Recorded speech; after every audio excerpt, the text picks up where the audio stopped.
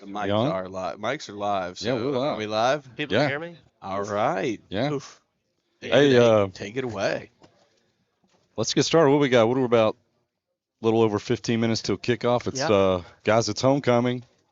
I'm sitting here with Coach Laughlin and our special guest, pregame guest, Mr. Cade Grundy, class of 2021. 2021, Had to think. It's been a while. state champion 2019, all-time basketball leading scorer with 2,149 points. Sure. And decent little baseball player. Cade, welcome into the pregame show. Yeah, appreciate you having me. It's been a while since I've been back at a football game. I'm happy to be out here. Yeah, man, it's a nice night. We're happy to have you, man. We just want to kind of let you talk a little bit about your time here. I know Mr. Laughlin, Coach Laughlin's got some questions for you. Yeah. I just want to start it off simple, man. I don't want to throw anything too controversial or difficult at you. So let's just start off easy. Give me a. What was your least Let's favorite? see. Cole and Cross are hanging off a cliff. Cole. Whatever. I'm kidding. Ross isn't listening. Your Philip and Ashley, your favorite parent, which Boomer and Baker, your favorite dog. Which one? Oh Golden are boy. the best. That's all I want to say about that.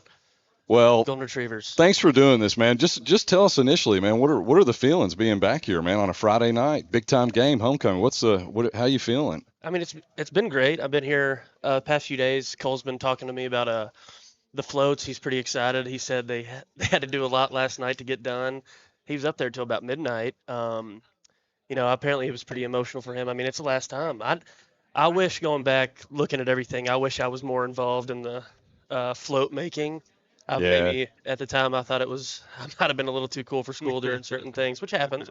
But You were out you were like studying and stuff. yes, busy. maintaining Yeah. whatever GPA I had. in You were high trying school. to, Valedictorian type stuff, of course. right, yeah. But Kept you really busy. yeah, but no, this is the first football game I've been to since my sophomore year of college. I believe it was one of Coach Lucas's last games he had coached against Beechwood at home. I remember it. Me and Jace Bruner came. Well, we watched some of the game, and then at halftime, after the team had walked back out after halftime, I went into his office and talked to him. And then, it's been tough to come back. I mean, not having, I think Castle is the only coach that coached me in high school that is still on staff. So it's been tough to, come back, and Cole not playing. It's hard for me to, find a good reason to want to come back. I want Somerset to be successful in every sport, no matter what, being a former athlete. But no, just haven't found the time. But I'm excited to be here now, and I appreciate you all having me. I'm pretty excited to be here too. I know we've met a few times off air, but I wasn't here in the great times of Cade Grundy. But the thing is I'm from Northern Kentucky, and I heard the stats. I've heard the name in Northern Kentucky. I mean, Beechwood, St. Henry's, they feared you, right, in Northern Kentucky. I don't know about all that, but no, I've heard some coaches specifically say if we can stop him, we have a chance. But I'm really interested because you were on that really good state team in 2019, the football team here. And as a coach, it's always interesting to talk about mentality. From a practice standpoint, from a game standpoint with those guys, how did you guys approach the game? Well, we all were in a very lucky situation where we had, how many seniors was it? 27 seniors, I believe, or it was some crazy number that we'll never probably have again. But I mean, it was kind of and we had played middle school from, sixth grade up with, Coach Max Messamore, who did a great job with us. And, we knew how to play together. We had great leaders on the team, Jace Bruner, especially on the defensive side, Jace Bruner, Kel Todd, Gray Bill, who just came up here a minute ago. And offensively, you had Kaya, Alex Miller before he, ended up having a season injury against Hazard. You didn't have him all year, and he was really good. We lost him week 5, I believe, early in that Hazard game, and it was one of the, something I don't wish on nobody. He was just a hard running back, man. Me, Kai, and Jace watched Thursday Night Football this past Thursday, and we were talking about it. I was like, I mean, if we have Alex at all, there's never a game first of all, we don't lose to LCA and our regular season matchup, and we win every game by probably 3 touchdowns. If you would go back and look at the stats, I don't know what they exactly are, but I mean, he was averaging at least three touchdowns a game easily with over 100 yards a game. He was over 500 yards. I looked at that senior through year. 4 games. Yeah, that's very impressive. I mean, he was unbelievable. I mean, we were just a really, really good team. I mean, we had Mikey Garland back there, Cam Austin, Jace got touches, Gerard Smith when he was a freshman. That's a great name. I had not heard that name. Put that. I mean, we had O-linemen, Drew Johnson, Jackson Prather, Ben Simmons, who was a moose, ginormous. He was great. Who else do we have? Tyler Harvey. I mean, I'd go on and on and name about everybody, but I mean, it was a really, really good team. We took practice super serious. Coach Lucas would make sure of that.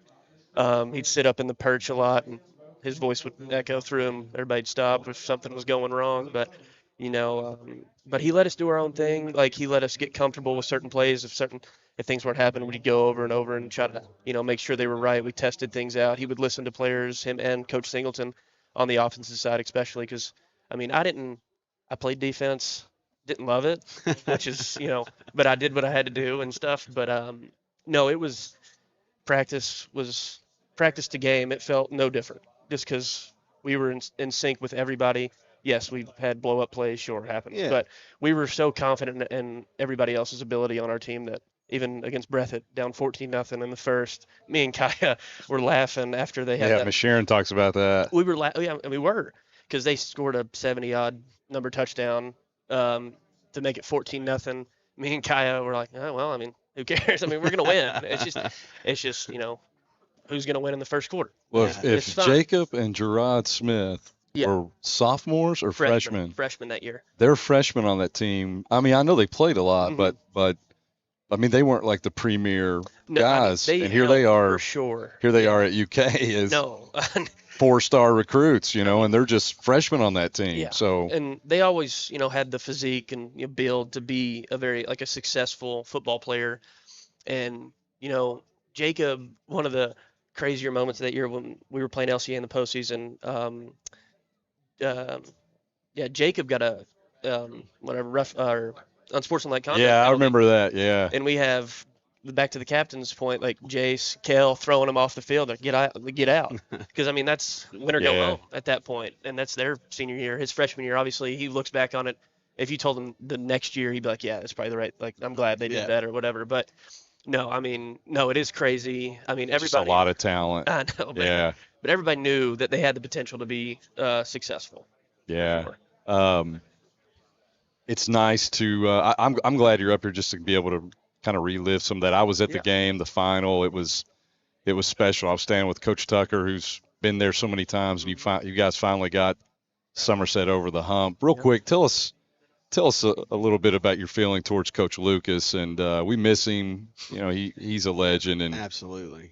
Tell us a little bit about your feeling towards him and kind of what he meant to you. A lot. So there was a point. I played football in middle school, and I didn't want to play football in high school. I really didn't. But, my parents always gave me a hard time, like, oh, whatever's in season, you want to play. And it ended up being that way, of course. But, I was like Max, Singleton, and all them were like, hey, you should play. And they're like, yeah, but you got to talk to Coach Lucas. And as a freshman in early, can't remember the exact month, but I had to go out after a preseason game or whatever, like a warm up against. I think it was Garrett County, and I've never been more scared having to talk to an adult. And it wasn't even like I was. He was an imposing figure, man. Yeah. And it was terrifying. And I came up to him, tapped him on the shoulder. He turned around, and I basically probably voice cracked everything. I mean, it was terrifying. And and he told me, he's like, oh, well, I want you to think about it. At this time, I'd already gotten the opportunity to go play college baseball. So he was like, I know that you're going somewhere else to play, but I want you to think about it, and you come back and talk to me in a little bit, and we'll kind of figure this out. And that made me feel a lot better that, he wasn't pressuring me to play. Smart by him. The little national take a break.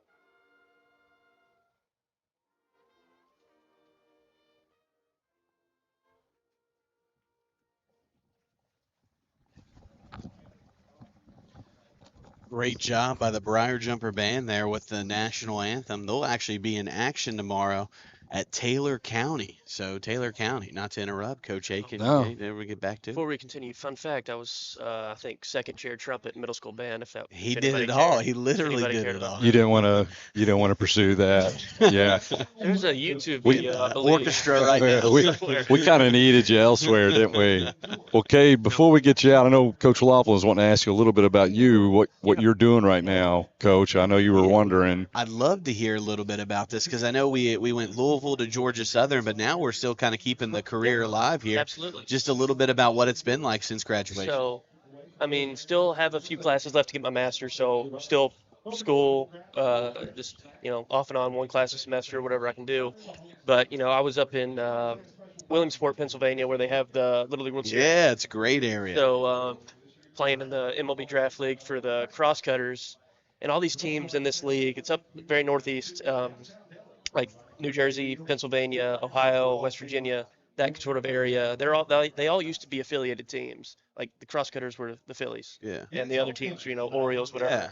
But no, it's definitely an experience. I mean, it's professional baseball, but it's not the professional baseball that I hope to play in the future. Yeah. When I want to be with an affiliated team if the cards align and get in the right spot and pitch well and throw well. But as a diehard Reds fan, if you can just throw like 85 and just get it over the plate, we'll take anybody. Especially right now. God, I'm stressing out. No, Well, Cade said that when he went up there, he met this guy, and the guy's like, "Oh man, are you new, right?" And you said, "Oh, this was horrible." Yeah. So I got there. I was late. The game had already started. So I walked in, met like the clubby, and was getting a uniform, and a pitcher had walked in, and I met him. His name's Daniel, and he was like, "You a pitcher?" And I was like, "Yeah." He's like, "Oh, somebody's getting cut." And unfortunately, he was the guy that got released. I took his spot, which is horrible. And I mean, that's how any level of baseball is once you're getting paid. I mean, that's just how it is. If you're not throwing well, I mean, everybody. There's always somebody who wants to play. Yeah, I'd love to end, if you don't mind, just with a little bit. Three-sport athlete. We love those here at Somerset. Really, we know, and Coach Aiken and I have talked about this a lot, Somerset thrives when you have 2 3-sport athletes. What was it like in high school playing 3 sports? And kind of to follow that up, if you just have like one memory from one of them that stands out to everybody, we can kind of tell a little story about. Okay. Baseball, one memory. It's not a great memory, but it's a good memory.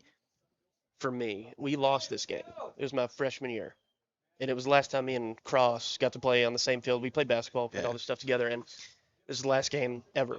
And I had pitched this game against Pulaski, unfortunately, in district, lost the game. I think 5-3. Yeah. And, we're back and forth. And Cross was, whether or not people know this or not, he was as competitive when he wanted to be. And he was great. And neither of us had a really good game. We lost, to a team we should have beaten. And we were back and forth jawing at each other, blaming each other. And then we hugged or whatever, made it a very sentimental moment. But that was one memory from high school outside of like winning region in 2019 as well in baseball. But, me and Cross never had a moment like that in any of our sporting events up until that point. And it happened, unfortunately, it happened to be the very end of it. That is one good memory. Sad, but very sentimental to me. Yeah. And I had a good one with him, unfortunately, also sad memory at the end of a game where, he had been through pretty much everything, getting extra shots up in basketball, flipping, whatever it may be. So, but basketball, individualized part of it, hitting a game-winning shot against Pulaski. Oh, man, that was awesome. And it was cool. How you doing? It was cool for me because, as a kid, you always want to take that shot against a rival or whatever it may be to get in a big game, district game. And, it was as packed as I had seen Pulaski Stadium when I was playing. And, got the opportunity, things kind of aligned and got a good bounce off the rim and it fell. And it was great. And, obviously football, you can't get much better than, winning on an untimed down. Yeah. And in front of I love that. Everybody from Somerset. I love that. Now the thing is, I'd forgotten all about your shot against Pulaski because of that clinic that Hostlaw put on it. Hostlaw put on a clinic during the halftime of the girls basketball game earlier that night, and he shot me a text. He shot me a text apologizing for that. because he felt like he took too much of the glory away from me. That was so good, dude. It's great because honestly, he can still shoot it. He'll go out there in uniform. He did, when I was in high school, went out in gym. We in got him in the uniform old man league a few times. Yeah. When 10 years from now, you can join our old man league. After I don't know if my body will hold up. Cade, man, thank you. I think we might have to try and get you on here for a basketball game during basketball season if we get it going. Yeah. Maybe we can get the PC. That'd be all right. We can find the clip, put it up there, get a little vibe going. But hey, I'll be tough on Cole on air. I don't know if I can do that, but we'll work something out. We'll work something out. Please come back. Yeah, it was good. Thanks for doing this. I appreciate it. It's been great. Thank you. You going down there with Phil and Ashley then? Yeah, I don't know where they are. But Cross is back in. Cross. Oh. Cross has a Bernedoodle that he takes care of in his free time, and he acts like it's 3 children. And Yeah. He never hangs out. He's busy. He's Yeah. doing other things. Thanks, man. No problem. All right, that's Cade Grundy.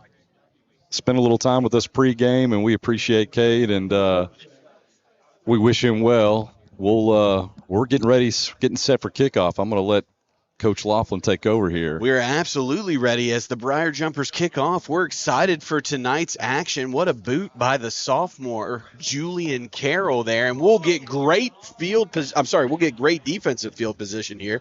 But welcome everybody into the Briar Patch for tonight's homecoming matchup between the Metcalfe Hornets and your Somerset Briar Jumpers. I'm Andrew Laughlin here tonight with Adam Haste and the legend himself, David Aiken. Well, Somerset comes into the game here on a 4-game winning streak while the Hornets have dropped 3. Aiken, tell us a little bit here what you expect to see tonight. Well, I think Somerset's a little banged up. Talking to Coach Clevenger and Coach Tibbs, they're going to be running a lot of bodies in and out. Going to have a lot of young guys get an opportunity tonight. I think on a game like tonight, you just want to stay injury free and not make any mistakes and give yourself a chance to maybe get out in front early.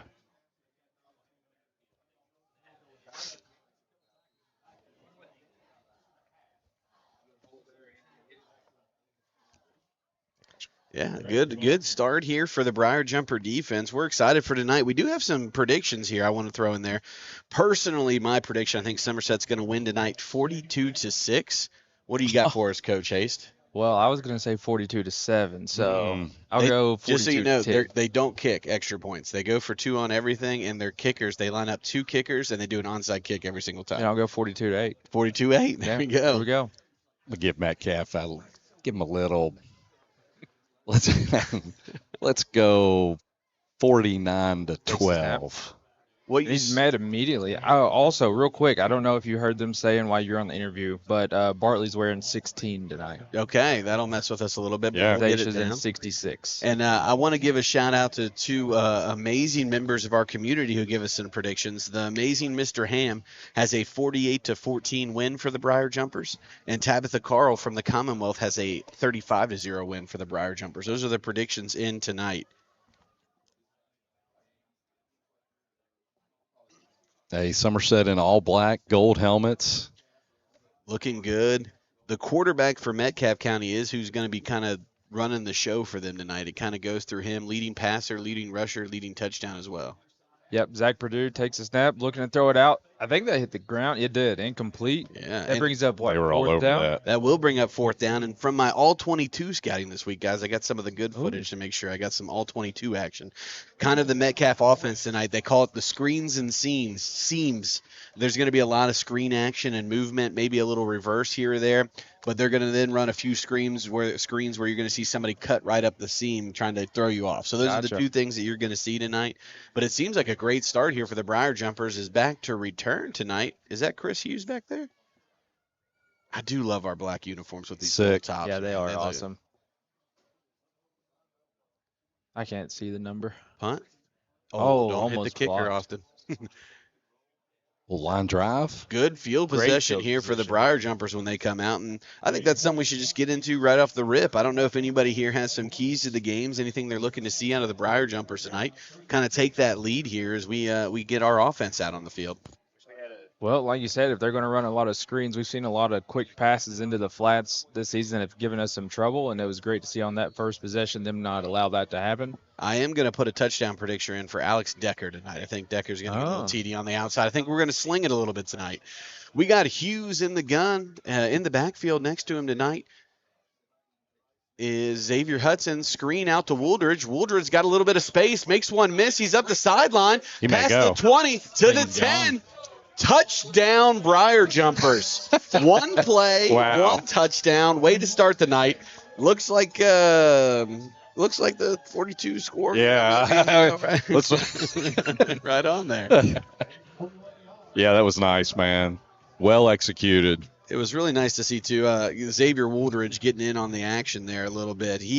Coach Clevin mentioned, actually, on the 12th Region Sports Network this week that they were going to try and get him involved a little bit more, and that was a great way to start the game, little bubble screen. He made one miss, and then he was catching to the house. One of those electric freshmen that we seem to be talking about every week, making plays. Julian Carroll did say he was going to try and put one in the construction zone or on the hill for us on the other side tonight. That's snap. Deep. Oh, that might have it. I mean, that was close to the fence back there. He did that. That was his thing. Handled. He's going to try and put one out there for us. So your Briar Jumpers take a 7-0 lead with 10 minutes and 6 seconds left here in the first as we'll set up to kick off again. We talked a little bit about Metcalfe with their screens and seams action, and they have a really talented quarterback who they'll be using. But when it comes down to it, really, we're going to have to win in that trench. If you look at our Jake Bartley, who's going to be wearing number 16 tonight, your Cameron Alsep, your Zach Carter, if they can dominate, and I did hear from a little birdie, too, we may even run a little forefront. Usually we're a 3-4. We may be having a little action up there as well, trying to put pressure on that Metcalfe line. Oh, yeah, we want to control the line of scrimmage. Coach Tibbs talked about that earlier in the week. I reached out to him. I know you did too, Coach Laughlin, but certainly want to control the line of scrimmage on both sides of the ball. What's great about this atmosphere, too, is you got the floats out. The homecoming night's going great. I mean, the floats, did you guys see the floats? I did. They were absolutely amazing. Those of you guys listening, I'm sure our Facebook page at Somerset High School or somebody will put out some of those pictures because they look great this year, as always. But it is great to be here on a homecoming night. Great to start off with a 7-0 lead and watch our Julian Carroll here with the big boot. Hey, it's a fun week at school, isn't it? Fun week at school. Yeah. I mean, you talk about places to be, man. Somerset's the place to be. Here comes the boot. Boom. That's the same exact spot as they kicked it to last time. Keep him on the sideline. Oh, he made one miss. Great move by the Metcalfe returner. It looks like he stepped out at about the 20. You know, you talked about controlling the line of scrimmage. The last time we were actually on YouTube in Paris, they did a great job. We were kind of like closer to the field that night and got to watch it up close, and felt like they were in the backfield every snap. And then our offensive line's pushing them 5 yards down the field. We'd like to see that again tonight.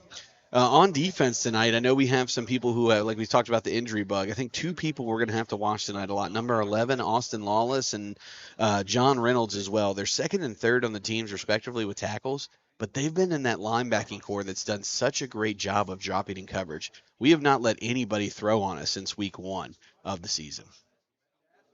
Oh, fumble off the – looks like Metcalfe might have fell on that, but it wasn't even a bad snap. It just kind of took his eye off the ball a little bit, it felt like. They run some of that read option on those screens and seams as well, so I think that might have been one of those where he was trying to pull it out and kind of got knocked down. That or he heard footsteps of Somerset's defensive line coming through there. Zach Carter, Cameron Alsep, Jake Bartley. I mean, those are 3 seniors, man, who they go to work. Bam Bartley. Bam Bartley. He went to work at the Crazy Games. He did go to work at Crazy The seniors Games. had a nice Crazy Games, really victorious in like almost everything. Purdue takes the snap, rolling to his right, looking to pass. Has a man met immediately for a gain. I don't know how much he got, but it's about 3rd and 7 coming up. Hey, for all of you guys who've listened before, you know that's how we do it. We're like, let's gain of 4 to 12 yards. Still short of a first. That's all that matters. That is right. Was it Woolridge on the tackle? Woolridge on the tackle. And we are still, Jet Boyd is still out. I'm not sure about Corbin Samala's availability with a little bit of action as well. You look at going down the line, we got a few people in and out throughout. interesting here with that third and five. Yeah. Yep. Purdue is in the backfield by himself. The Lawman's on the corner. Oh, got us to jump. Kind of a little Coach ain't gonna like that. Taste of our own medicine, though. We do that. Yeah, we do it a lot.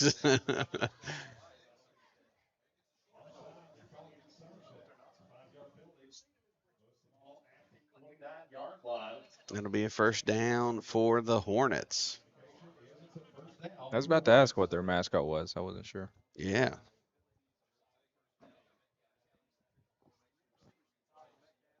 We'll be 1st and 10. They have 3 receivers up top. No one in the backfield with him in the shotgun. Purdue takes the snap, looking to throw again.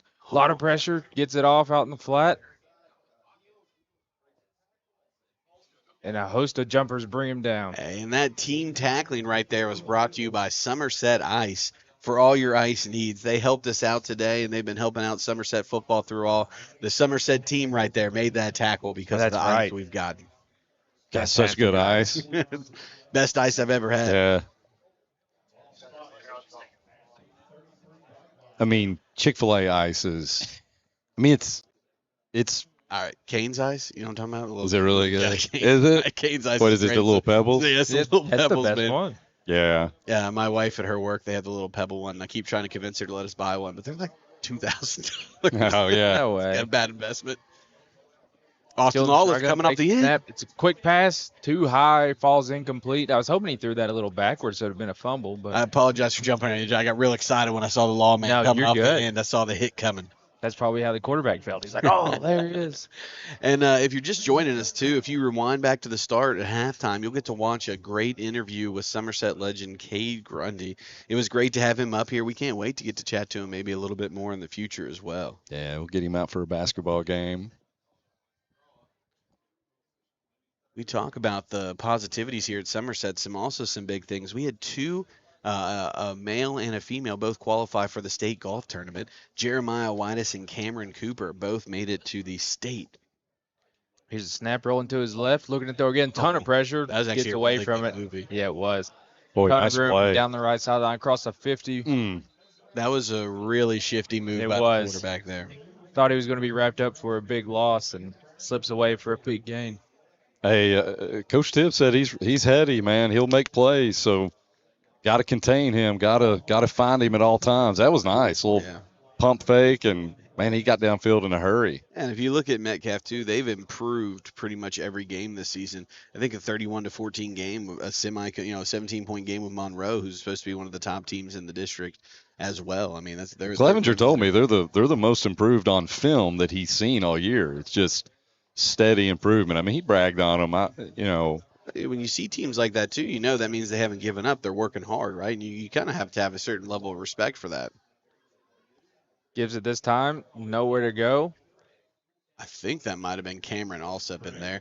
And if we talk about an unsung hero on our line, Cameron Alsop, probably, I think every center really, really dislikes when they watch film and they see Cameron Alsop out there because that man goes to work. Dude, those black unis are just mean, man. The gold top. They look good, man. Tough. Yeah. Boy, it's quite the scene out there with the sun setting in the background. Got the floats out in the parking lot. It's a beautiful place to Have be. they announced the float winner? So it should be at halftime, and if you're on your way up here, you still have time. Everybody can pay $1 to vote. So my wife and daughter cast a vote. I stay independent as a teacher. Oh, here. hold. QB keeper. Yeah. Saw that a mile away. Flags thrown, probably coming back. Oh, yeah. He's looking at the ref. He said, "Please." Hey, come on, man. Come on, what you think? Like, maybe not today. Yeah, that one's going back. Yeah, pay $1 to get a vote. Pay $1 to get a vote, and the votes are endless. It's a little fundraiser for. I think it was prom. Was a little fundraiser for prom. So.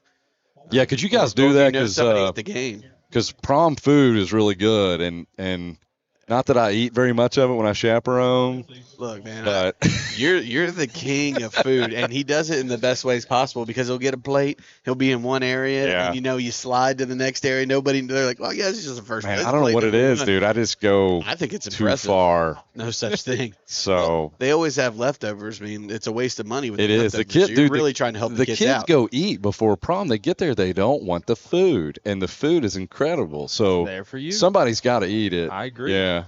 2nd 21, looking at That looked like another hold, but I don't think they called it. Oh, wow. Catch Nice catch. No, yeah, he's out of bounds. He did catch it, though. Give him credit. Yeah. Doesn't count. It's like that. I still get flashbacks to that one. He's like, yeah, it was a 3-and-out besides that first down they got. Yeah, it was. Stacking the box and right to the outside. Stack the box up. Oh, man. I think we also, we got to make sure we give our shout-outs to everybody who's been helping out. Ethan and Anderson Rubel back for homecoming. We might be able to convince Ethan to come talk to us a little bit at halftime about their back-to-back national champions. Ooh. And as always, I mean, he is in great shape, looking good with the backwards hat. Jason Rubel, man, carrying us on the camera. So much style. I really did not think that's what you were going to say. I thought He you were going also to say has- we had to shout out the Superbox. He also has Yeah. Dude, we got to wait till the second. Yeah, yeah. That's just, come on, man. Too early. We got to save our best stuff. But he's also a Tesla owner now. Oh, yeah, man. Dude, that thing pretty is sweet. Yeah. Jason Rubel is the leader. That man. Tesla? It's great. Your Tesla, you like Oh, it? we got him here. Yeah. Yeah. Anything Yeah. you want to say about the Tesla? It's great. If you heard that there from Jason Rubel, the Tesla is great. What's the fastest you've had it? I plead the fifth. Yeah. Speed limit. I think it's 35 miles an hour. Look, it drives itself. It's not his fault. It drives itself. Yeah. Can you put a super box in the Tesla?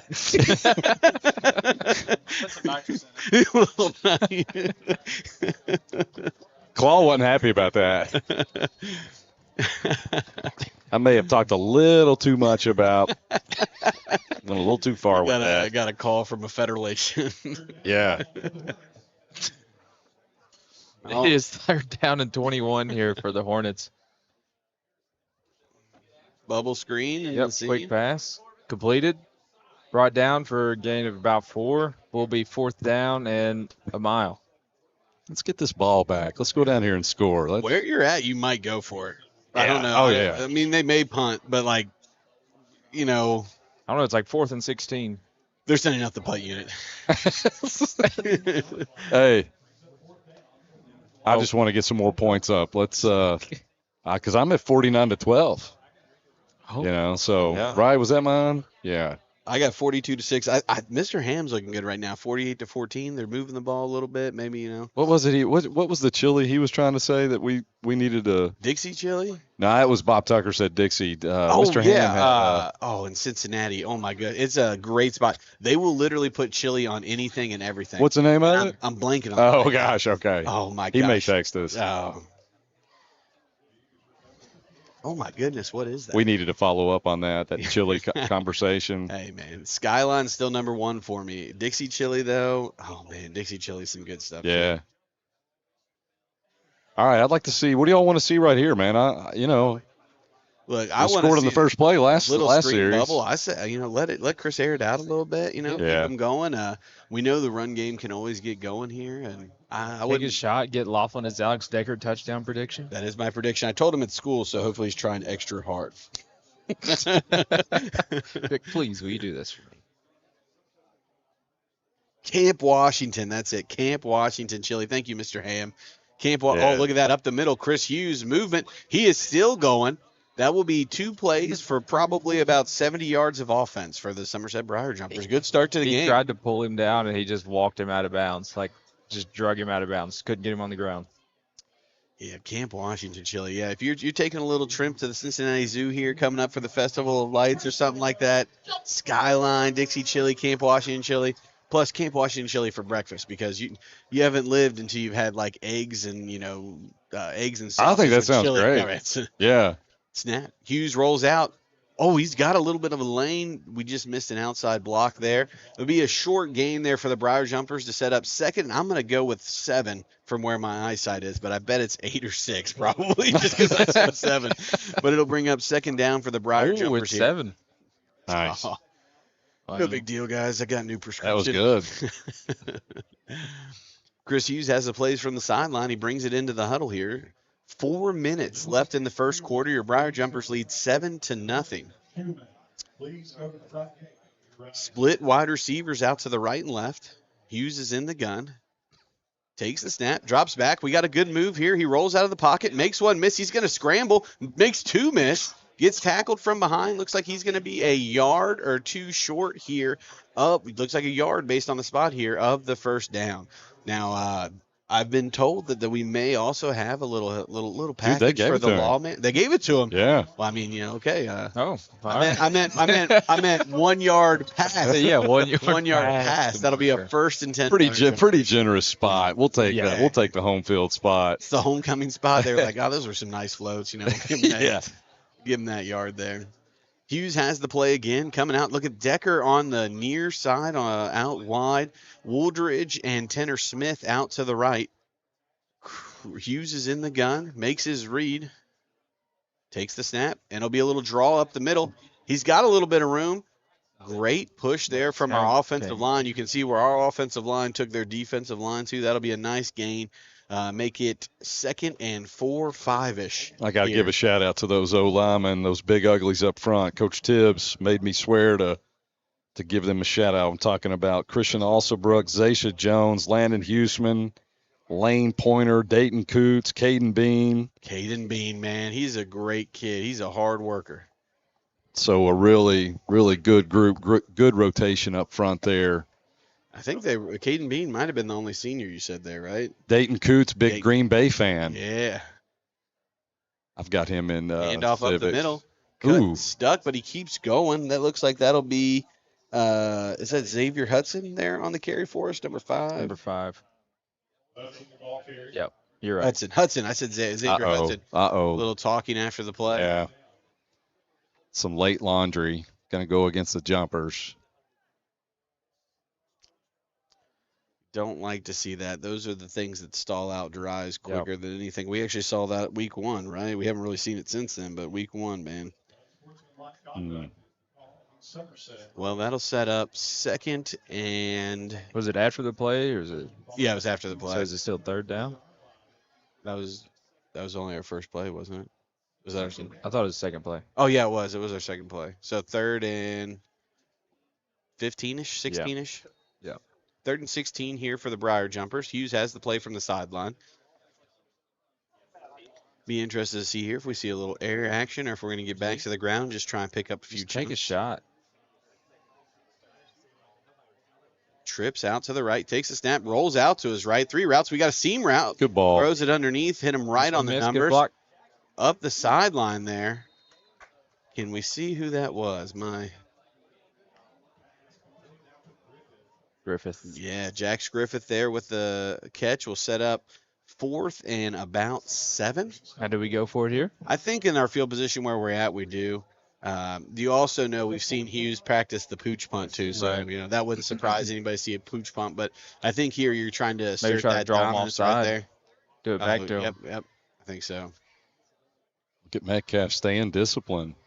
If you scouted it out, because we do. I mean, I would say we average two of those a game, right? Two defensive offsides a game. Hughes here taking it from the sideline. Look like they may be letting the play clock down, and they may be putting the ball away. Hey, Jax, I've got Jax in class.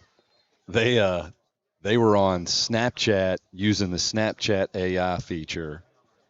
And let me tell you. Did you say in class they were doing it? It was today. Dang, I did, didn't I? It was at the end. It was after instruction. Yeah. So that was yearbook class. So there's some downtime. That was good. It was yearbook footage. Scary what they can make. Oh yeah, it's insane. Is this at the middle school?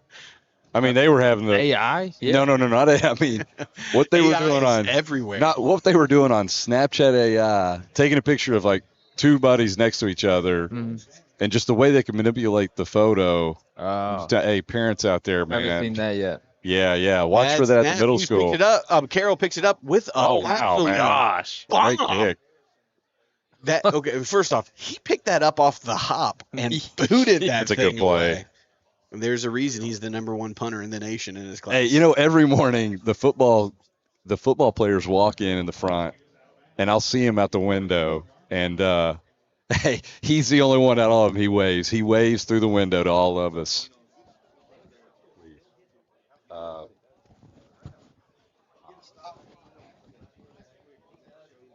Sweet kid. Yeah, he gives us a nice wave every morning.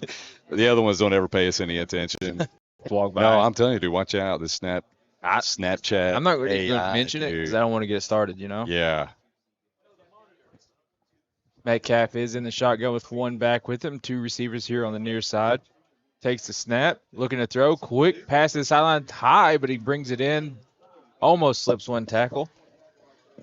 Like he gained about 8 on the play, probably. Setting up 2nd and 2. Hey, Metcalfe is keeping this game close. You have to give a lot of credit to the way they've come out and play, because after the first offensive play where we score about a 40-yard touchdown, they've not only settled in on defense, they've also settled in on offense. They've moved the ball on their last 2 drives, and hopefully the Briar Jumpers here in the second quarter can take that and turn that around and kind of jump all over them, similar to what Cade was talking about in that story. Sometimes it's not about the first quarter, it's about how you can respond. I think if you were to tell Metcalfe that they could get out of the first quarter down 7-0 at Somerset on homecoming night, I'd say they would take it. Yeah, I agree with that.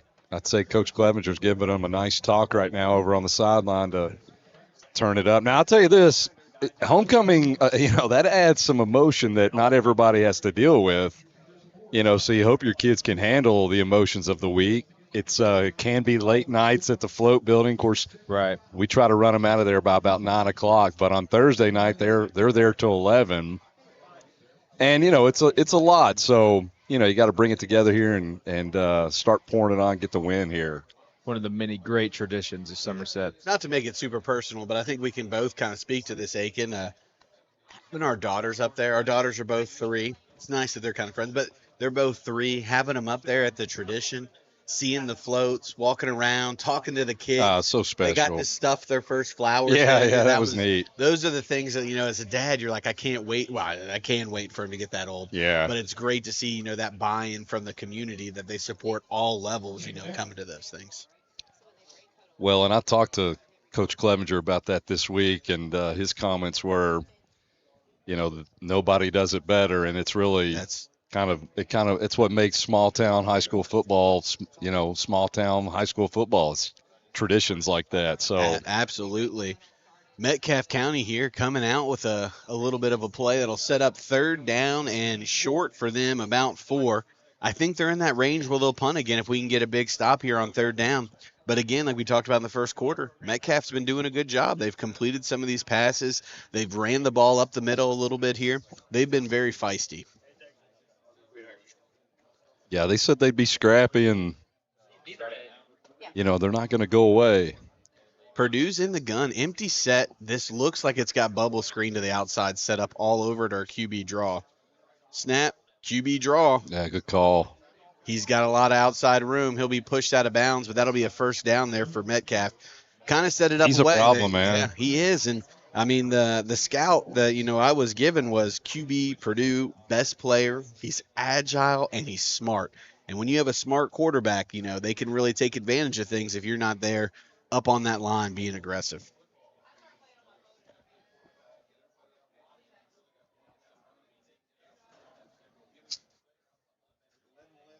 Metcalfe breaks the huddle here at a 1st and 10. Somerset defense is ready to make some noise. I expect to see that big bad Bartley, Bam Bartley, Allsup and Zach Carter here. We kind of got that forefront here, insides, blitzing up the middle. Big hit there. That's what you expect to see from your Somerset Briar Jumper defense. Great tackle for loss there. Brought to you again by Somerset Ice on that team tackle. Well done.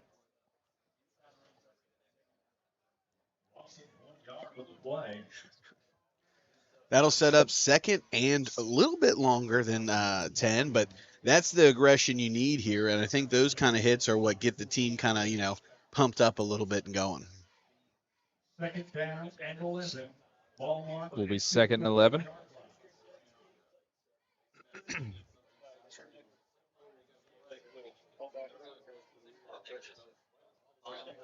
Looks like he has 3 people in the backfield with him this time. Takes a snap, rolling to his left, looking to pass. Has a man completed to number 5.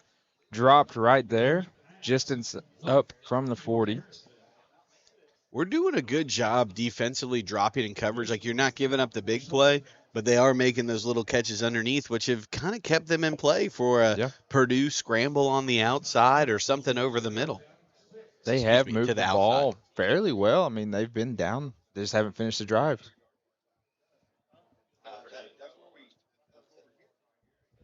Seems like we keep getting a very timely tackle for loss somewhere that kind of ends the drive for them. Yeah, I think we need to bring back the predictions. What's happening here on this drive? What's your prediction, Adam? I want to say we get a big sack in the backfield right here. That's illegal attacking the line. Yeah. Oh, they call a timeout. What about you, Aiken? What's the prediction here? Yeah, I think we get a stop and hopefully a quick score on the other side. My prediction, Austin Lawless drop coverage pick. I love that. I love the Law man. He works hard. It's great to see the way he plays. Love watching John Reynolds out there. Really, it's just a blast to watch this defense. Tell you what, since you're picking a player, I'm going to take Anderson to make something happen. Oh, I like that. He's been playing great this year for us. Take Anderson. He's young too, right? Clevenger and Tibbs both really bragging on him this week when I caught up with them. I'll tell you why we've got a moment here, Coach Laughlin, if you don't mind. I'd like to take a moment to give a special shout out, if that's okay with you. Absolutely. I want to give a special shout out to our beloved Miss Purdue. We want to wish her son, Jonathan, a happy heavenly birthday.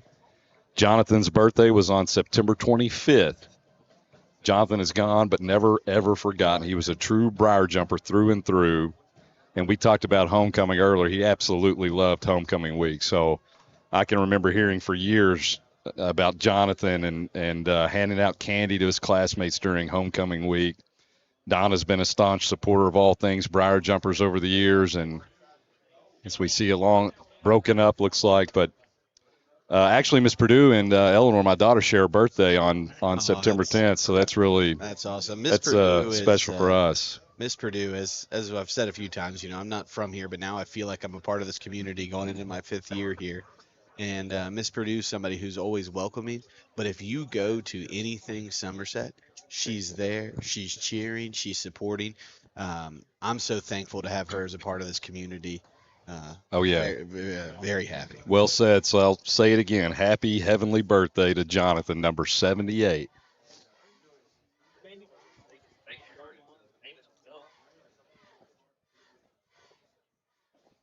Chris Hughes back to return this punt here. Good field position here for the Briar Jumpers at about the 30-yard line as our offense comes out.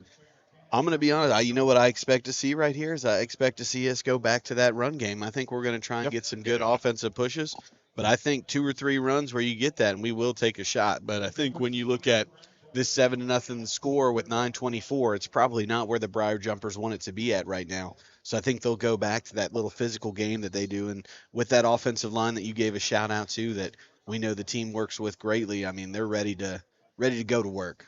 Oh yeah. Go back to our bread and butter that's got us to this point. Let's put something together here. Let's put together a drive and if they take a shot, that was the right idea too. We don't know anything. We're just up in the booth. It is a pitch though. You can't go wrong with getting in his hand. Oh, what we got here? That looked like a chop block. Sorry, not a chop block. Like the defender went at the knees of the offensive line. I think it's still a chop block. Is that what the call is? I don't know. I mean, I think it's still what it's called. Chat GPT. We're chat. Yeah. Or Snap AI. What was you he saying? You were supposed to memorize. I was. We were supposed to have a window up of that. What was he saying the other night? Groke. Groke. Yeah. Hey man, I'm not up to date on the AI. My AI has jumped up so much just since you started using ChatGPT. Oh, dude, I'm all over it. There's on the new iOS update. There's a button you can just hit where I can just ask. Oh man, it's fantastic. How many touchdowns did Peyton Manning have in his career? That stuff, it just comes up. Oh yeah. Looks like that's Xavier Wooldridge in the backfield with Hughes. We got wide receivers out to the right and left. Snap up the middle. Oh, little keeper by the quarterback. Great defense by Metcalfe. He'll be lucky. Hughes will be lucky to get back to about the line of scrimmage there. Give Metcalfe right there the credit. They came off of those blocks. They had 2 people there containing the edge. I'm telling you, man, they came here ready to play tonight. No doubt about it. A lot of respect for the Metcalfe Hornets here as our game has progressed to about the 8:56 mark here in the second quarter, with the Somerset Briar Jumpers leading 7-0. Hughes has the play from the sideline, comes in. 2nd and 20 here for the Briar Jumpers after the penalty on first down. Let me go down there.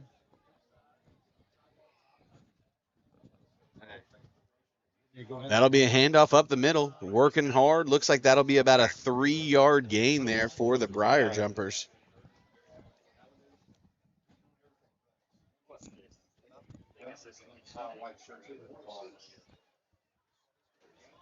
Set up 3rd and 16 here for the Briar Jumpers as they come off. Senior Tanner Smith headed into the game here. Wide receiver threats, had quite a few good catches this year as well. Hey, Tanner got a new car this week. Did he? Yeah, dude. Shout out Took us out Tanner. there to look at it. What's he got? After class. So we just got done with Snapchat, man. We were working on Snapchat AI, and we went out and looked at his car. We AI'd his car. No, man, he was so proud of it, dude. He's a hard worker. He was so proud. Hughes takes the snap, drops back. He rolls out to his right, looking downfield. He's going to take off. Another flag. There's a flag. Looked like that's going to be holding there on the Briar Jumpers.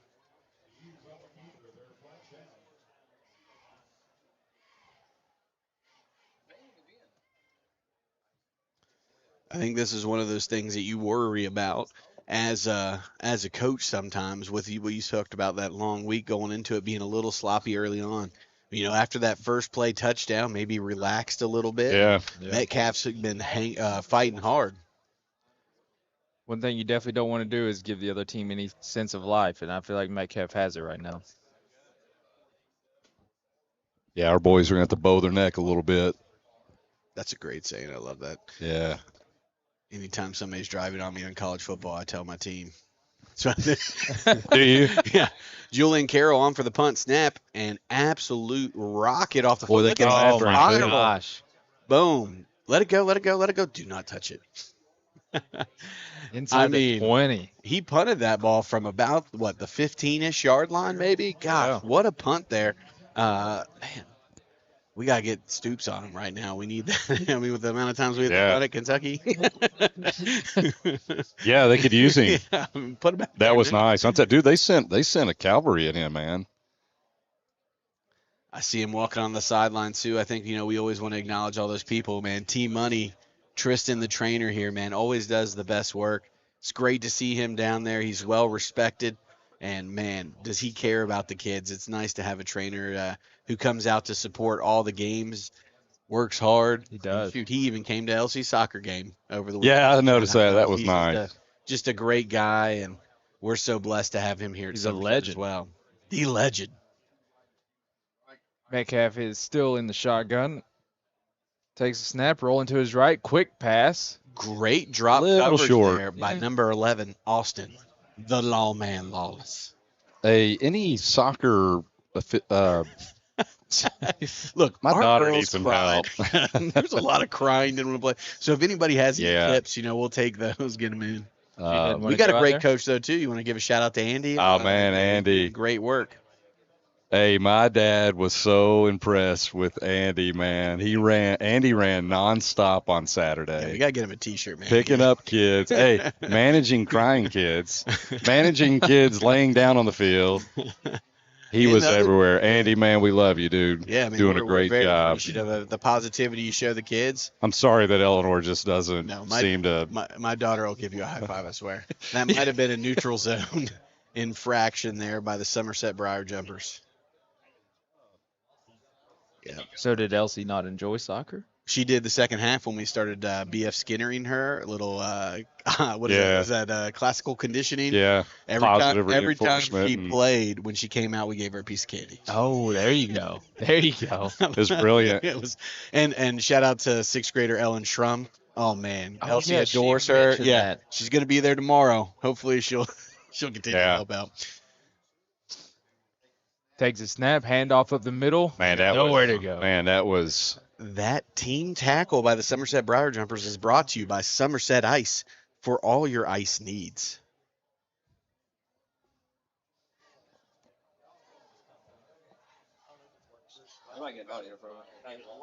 Mm. Will be 3rd and 5 here for the Hornets.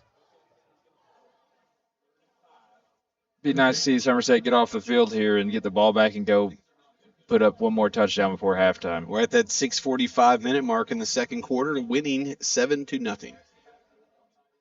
Yeah, I'd like to get that touchdown before I go down and interview Coach Clevenger. Oh, yeah. Yeah, that'd be great. Ooh, little option action. Keeper. Oh, There it goodness. is. Off the end there.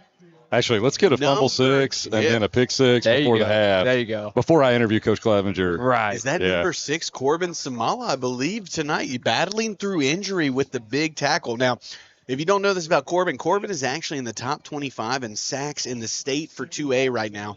4.5 sacks, and I think that is his 6th tackle for a loss on the season.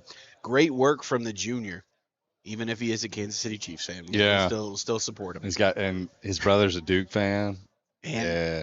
Caden. Yeah. I think he's like whoever's popular at the time. Oh, yeah. Where is whoever's like really good. Yeah. Sounds So like Patriots for a while. Well, he also loves the Cowboys, so I guess maybe I'm wrong. Yeah. If you're listening, Caden, we do love you and we miss you, man. You're a great kid. Yeah, where is Kate? I mean, we hate Duke, but yeah. Yeah. Yeah. And the Cowboys. Yeah. If I could use Snapchat AI to make a picture of Duke not doing good. Hey, just wait, dude. I'm telling you. I Just told get him, Aiken I said, do not take a picture of me. Just get What Aiken to make they it were able to before make you with class. that. All right, we got Hughes in the gun again. Trips out to his left. Tenor Smith one-on-one to the outside. Takes the snap, drops back, screen over to Decker. Decker makes the catch, breaks it, almost had that tackle break. Shout out to the freshman there. Nice little catch by the freshman. Good ball by Hughes as well to put that right where he could get it. That'll set up 2nd and 7 here for the Briar Jumpers as we are under 5 minutes and 30 seconds here in the second quarter.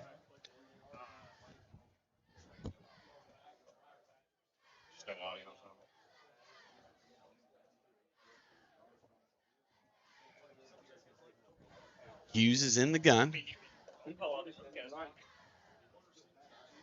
Takes the snap, handoff up the middle. Corbin is met right at the line of scrimmage. Broke right through our offensive line there. Not the normal here for the Briar Jumpers. Our offensive line's been a staple this year. I mean, we talk about it before every game. Got to control the line of scrimmage, and so far this season we have, except not in this first half, which I would imagine we'll see some adjustments and that'll change going forward. But still, it's kind of surprising to see. 3rd and 7 here for the Briar Jumpers. They lead 7-0 with 4:30 left here in the second quarter.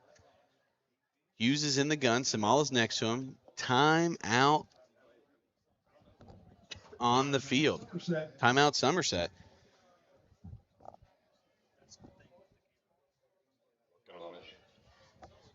Timeout Somerset here. I think you made a real good point there, Adam, where we are going to make some of those adjustments. We have, in my opinion, and we're definitely homers, but we have one of the best staffs, if not in the area, if not in the state, right? I mean, when it comes to adjustments and working with the kids. So I think this is something where you might see a little bit of adjustment at halftime, and hopefully we can come out and get everything rolling if we can't punch one in here before the half. I mean, it is 3rd and 7. You don't have to get it all on this play. You're in a great spot to go for it on 4th down. Just try to get some yards, go for it on 4th, pick up the first down, keep driving, find the end zone, take a 14-0 lead into halftime. That'll help Aiken with his interview. Yeah. Not in here. I think there was. As we're kind of continuing on in the game here, we'll mention again it is homecoming, and if you're hanging around, we'll see our homecoming court here at halftime of the game. And if we're lucky enough, we may be able to get Ethan Rubel on the headset here to chat a little bit about the success that they had here at their Somerset. It's always nice to have some alumni on. Hughes in the backfield trying to draw them off sides. Takes the snap, rolls out to his right. Looks like it's going to be a keeper. Some great lead blocking. There we go. He makes one miss as well. That is going to be a first down for Somerset here as we're reaching that 4-minute mark. Great action there from your Somerset Briar Jumpers. And that's what we talked about with our line of scrimmage. We won that line of scrimmage. Our wide receivers on the outside blocked well. Nice gain there for Somerset. That's what we've been used to seeing all season from the Jumpers offensive line, and keep it going.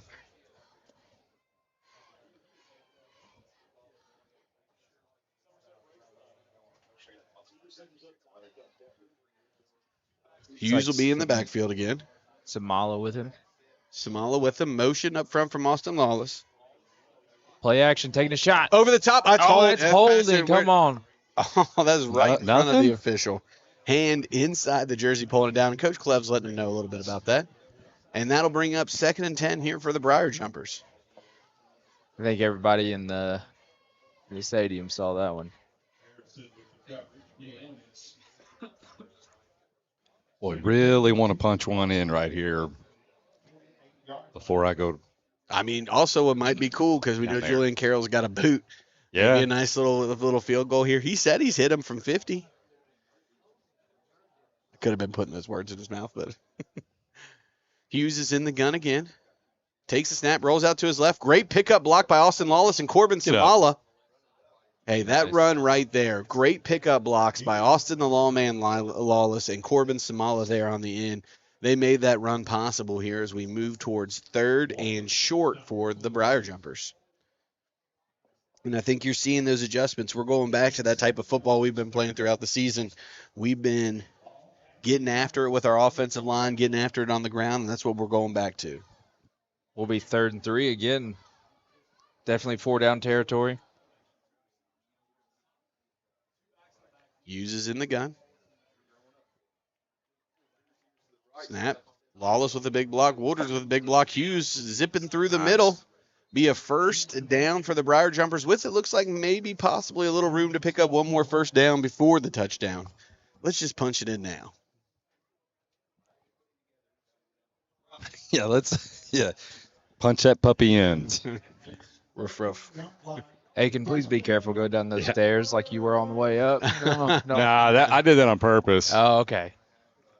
That's always been my move when I get to the top is to act like I tripped. Oh, gotcha. Hughes is in the gun. Samala to his right.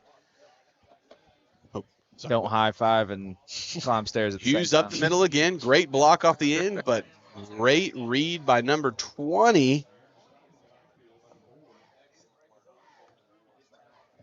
He's not listed on the roster. Number 20, Colton DeVore there for Metcalfe County.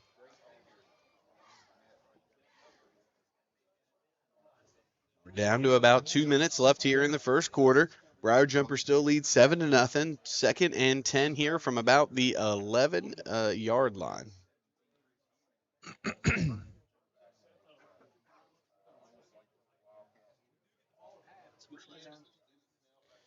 The Briar Jumpers will get the ball out of halftime as well. So if we can punch one in here, maybe we can punch one in to start. You know, that changes the game completely.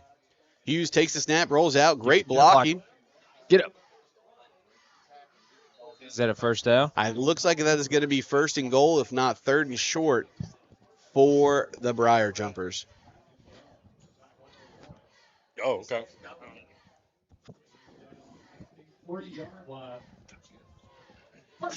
And it looks like we may have the setup here to bring you a little halftime interview down below from Coach Clev. Oh, yeah. The man, the myth, the legend himself, David Aiken, will be heading down there, and hopefully we'll be able to cut to you with that. Good luck, Coach. I'm more worried about the stairs than anything. He's got this. Hughes is in the gun.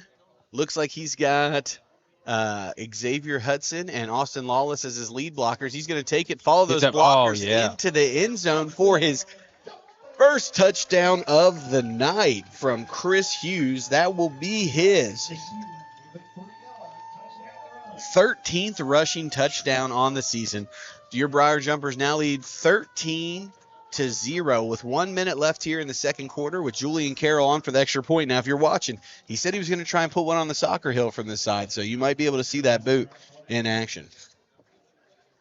If it's anything like his punts have been, he's going to get it up there tonight. Snap. Bad snap.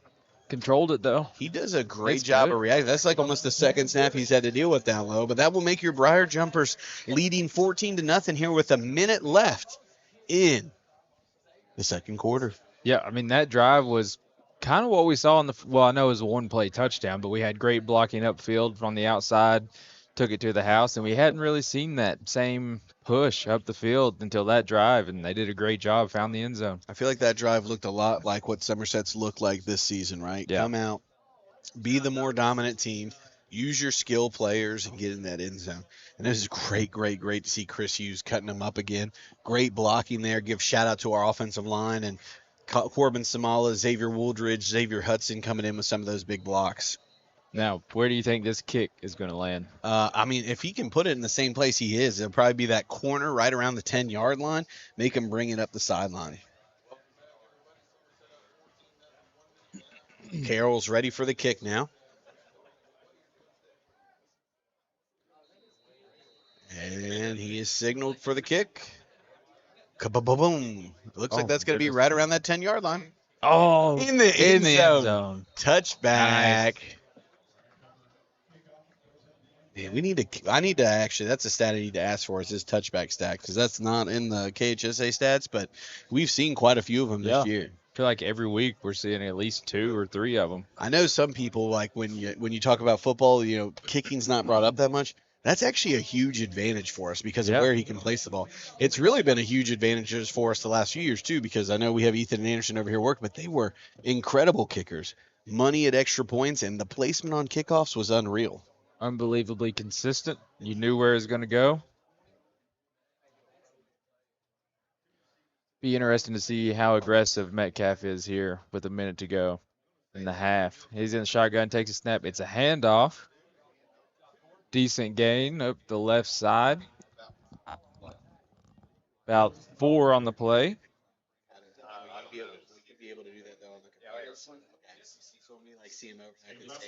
Clock is rolling down to about 40 seconds here. 2nd 6. They are not going very fast, so unless they break a big one here, knock on wood, I'd imagine. We know if it happens now, why it happens. Yeah, it's Aiken. He's not up here, so we can blame him. Put it on the man who's going to get us a sideline interview. Yeah. Yep. Unless he fell down the stairs. Another handoff. Breaks 1 tackle, and he's dropped. Oh, here's a flag. 2 flags coming in. Aiken, man, gosh. He can still hear you, man. Can he hear me?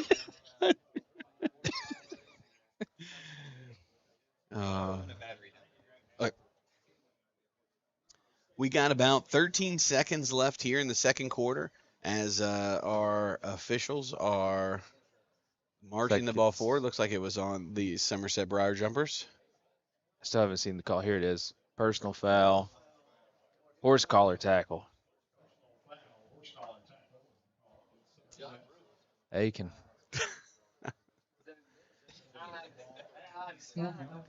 Well, 13 seconds left here. Hopefully, again, we'll contain it here as we go into halftime.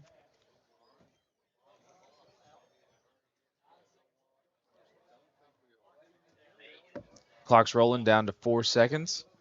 3 seconds, 2 seconds. And that's That'll be halftime. halftime. Here in a brief second, we'll hopefully be able to cut over to Coach Klebb and Coach Aiken here for a little bit of a halftime update. But your Briar Jumpers lead 14-0. Great start here for the Briar Jumpers.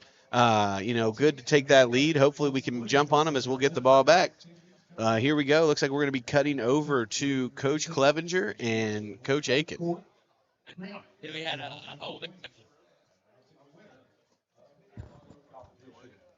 Stick around for all those exciting.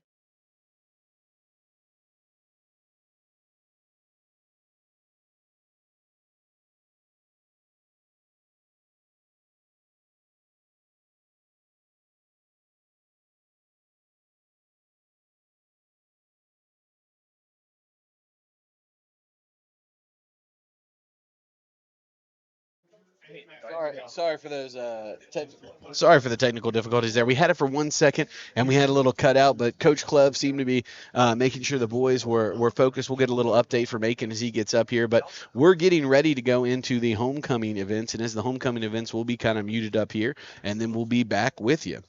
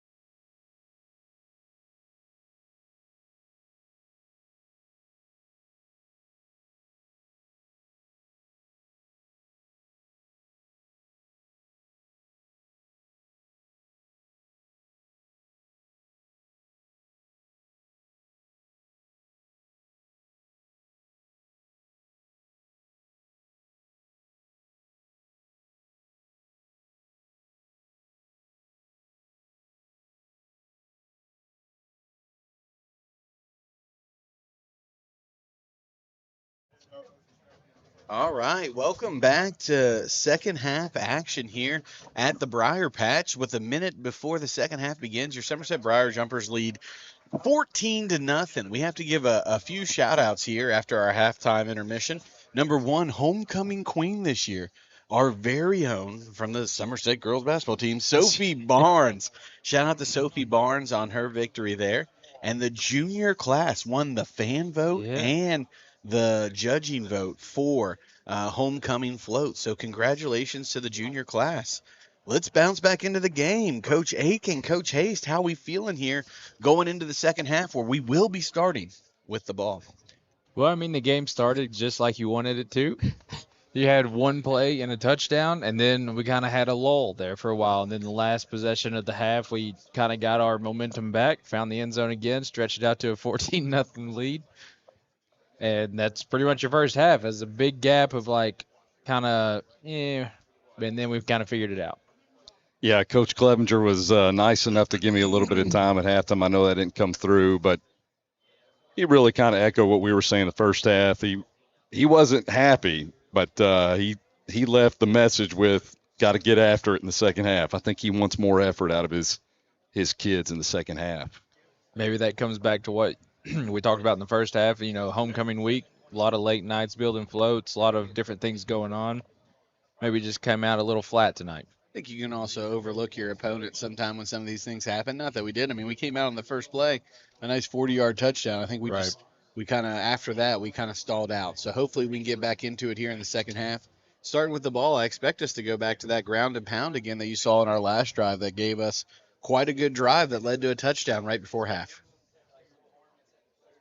So they put a little bit of time back on the clock for a warm-up here, 2:20 till we get going. Nice. Well, going into it, at the start of this game, if you'd like to, you can go back and listen to a nice interview we got to do with Somerset legend Cade Grundy. That was really nice, and it's been nice to kind of get in the flow here on homecoming night. Coach Aiken, what were your kind of thoughts here on how we should bounce back here in the second half, get the juices flowing? I think you try to have a nice sustained drive that ends with points and build off of that. I would get that run established, and of course, dude, I mean, hey, who knows, man? They may want to come out and try. I mean, you get that first play for a 40-yard touchdown, and I'm thinking, man, we're about to really blow these guys out. So this is probably not what was expected, but I think the jumpers will really turn it on here in the second half. It's also good to see Somerset alumni Zach Koger down on the sidelines tonight for the homecoming game. He's in his freshman year at Lindsey Wilson playing football down there. Glad he's getting to continue his career. He was fun to watch for a few years here as well. I mean, he had a punt return touchdown? Yep. Pick six touchdown. What were we missing? There was one. Did he get a fumble return TD? He got caught. Fumble That's that we what had we're waiting that for we to needed, get the trifecta back. But glad to see him down there as well as your Briar Jumpers head to the sideline for second half action. You said we're starting with the ball? I believe so. And I see Zach Carter down there firing up some teammates on the sideline, so I think these seniors are ready to roll. I love that. And if the film's true to form, you're going to see two kickers kind of take a kneeling stance here for Metcalfe. And when the ref signals for the kick, one of them will pop up and they'll do like a little onside kick. It seemed to be the high success rate for them, and I don't think they have any extra point attempts on the year either. So I think they may be a little bit weak in the kicking game, but be interested to see here how we handle this offensive possession.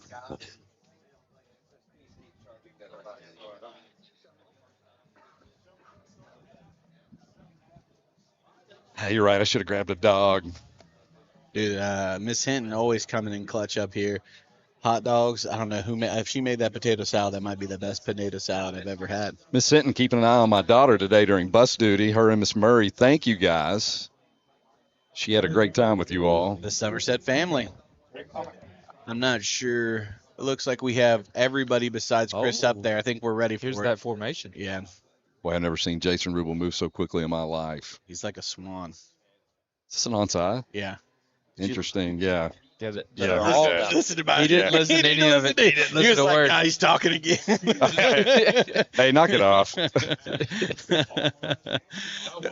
be 1st and 10 Briar Jumpers here with good field possession. Little crescent moon over the. See that? It's beautiful. It's not clean. It really is. You can't have wireless. Chris, Are they going onside here? Chris Hughes has the play from the sideline. He'll be in the gun with Corbin Samala next to him. Austin Lawless up front to throw some lead blocks. Look like Xavier Wooldridge and Alex Decker out to the left. Takes a snap. Handoff up the middle to Samala. He gets a good push from the offensive line. That's going to be very close to a first down. What'd I say? Yeah, a little fire that run. It's exactly what you want to see. Good to see the offensive line getting those pushes similar to we saw on that last touchdown drive.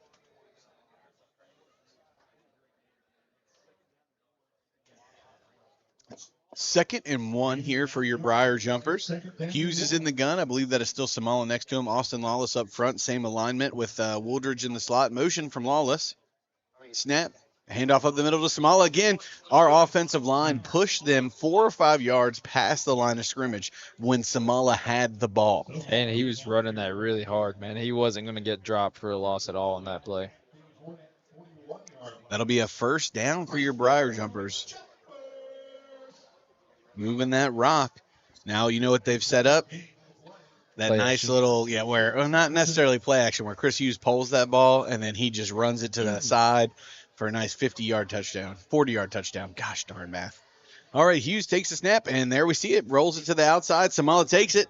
Oh, man, if you could have scored a touchdown here, that would have been pretty cool. Pretty nice there.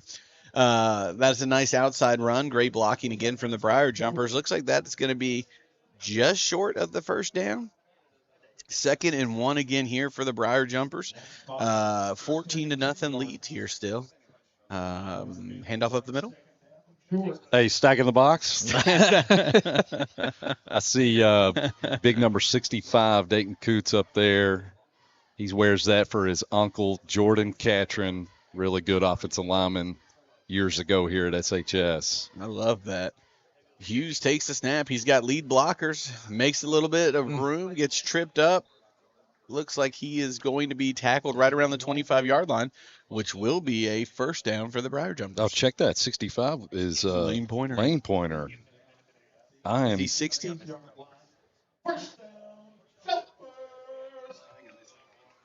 $79. They also may be wearing slightly different numbers for the Black Unis tonight, like Bartley and 16. So that could be the swipe up.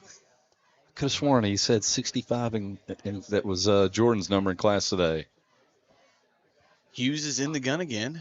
Same set, but switch to the right. Wooldridge in the slot. Motion from Lawless. Handoff up the middle of Samala. He's got room. Yeah. And he will be in there for a touchdown. That is a great offensive drive there from the Briar Jumpers. They now lead 20-0 with 10-12 left here in the third quarter. David, what did you think there from the Briar Jumper offense? Hey, exactly what I wanted to see coming out of the half. I know Coach Clevenger will be happy with that drive. Hey, establishing the run. Good to get some more points on the board. Reach. Julian Carroll on for the kick. Let's see if he can get one to the hill. He said he was going to do it. I talked to him at halftime too. He said, or right before the half, he said he was doing the McAfee. What's he do? Yeah, what is it? Yeah. He told me he had gotten that from McAfee. It's his discount. I was bragging on his spiral punt. It's beautiful, man. It is. Your Briar Jumpers now lead 21-0 in the third quarter. That's the way we wanted to start off. Defensive stop and a touchdown, and we got some predictions alive. Just to remind you, I had 42-6. Mr. Ham had 48-14. Tabitha Carl with the Commonwealth had 35-0, but she's looking pretty live right now. I think Coach Aiken, you had 49-12. 49-12, and then 42-8. 42-8. So everybody's hanging in there right now. Hopefully those Briar Jumpers can keep it rocking and rolling. Carroll's on. He's had 2 amazing kicks, pitting them up against the sideline, and a touchback tonight. So on 3 kicks, 3 beautiful kicks. Let's see what he can do here with his 4th. Hey, Sophie, congratulations, Sophie. Congrats, dude, right? It's so awesome. She's such an amazing young woman. Anybody who knows Sophie. Oh, my goodness. Nice catch. Down to the 5. Oh. Get him down. Cut it up the middle. Tripped up just short of the 25. But anybody who knows Sophie, man, knows just how amazing of a person it is. how amazing person she is. Doesn't matter the adversity, anything that she goes through, she is always doing it with a smile on her face and as hard as she can. Number 4, slow to get up here. That'd be Xavier Wooldridge. Hopefully he's nothing besides maybe a little turf burn, hopefully. Yeah, he's limping. Little knee to knee.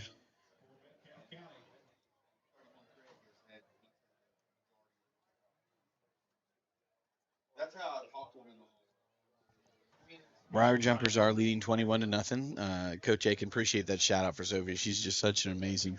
I've got her in class, man. I've known her parents a long time, Levi and Kelly. I'm happy for them. I'm happy for Sophie. She's, like you say, man, she's a terrific young lady, as were all the candidates. I thought Cole Grundy's car was sweet. The red Corvette mid-engine vet. It was real nice. They all had some sweet rides. Emery Piles walk. I mean, that had to be that is 60, 70, something like that. That was an old. Oh yeah, yeah. That I like was that Caddy? Yeah. Yeah, that was sweet. Happy to see Xavier over there getting treated by some of the best in the biz as our defense steps back out onto the field here. I'm just going to check some scores around the state. What did we end up Ryder Cup today? I didn't get to watch the last few with the parade going on. Wasn't good.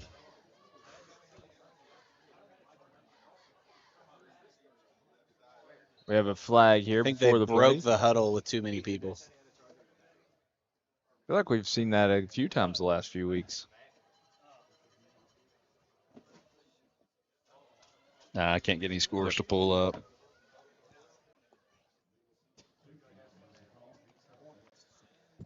Yep, you are right, Laughlin. Illegal substitution. Thank you. Also, if you're at home watching, Coach Tibbs has told us that he'll be able to come up into the booth and maybe chat for a few moments here about some of the season, what it's meant for him to become a Briar Jumper. So you can hang around and listen to him a little bit after the game as well. It'll be nice to get to chat with him. Metcalfe breaks the huddle. Shotgun, 3 receivers here on the near side. Takes a snap. Might have been a false start. Quick pass that is dropped. Will be 2nd and 15. You guys should see the crowd down there when I went down at halftime, man. A massive crowd down there. Filling up. It's great to see. I love our little end zone we got down there with all the kids playing on it. Got the great I got to give a shout out to the cheerleaders showing up, getting that spirit going as well.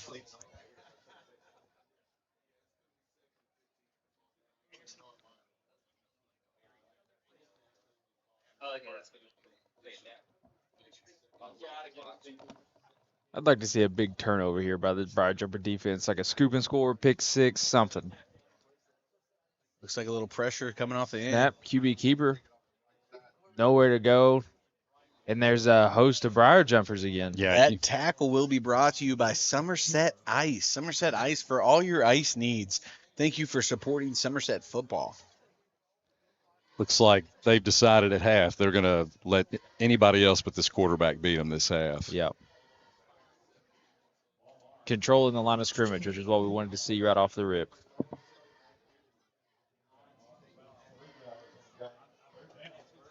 Third and 17 coming up here.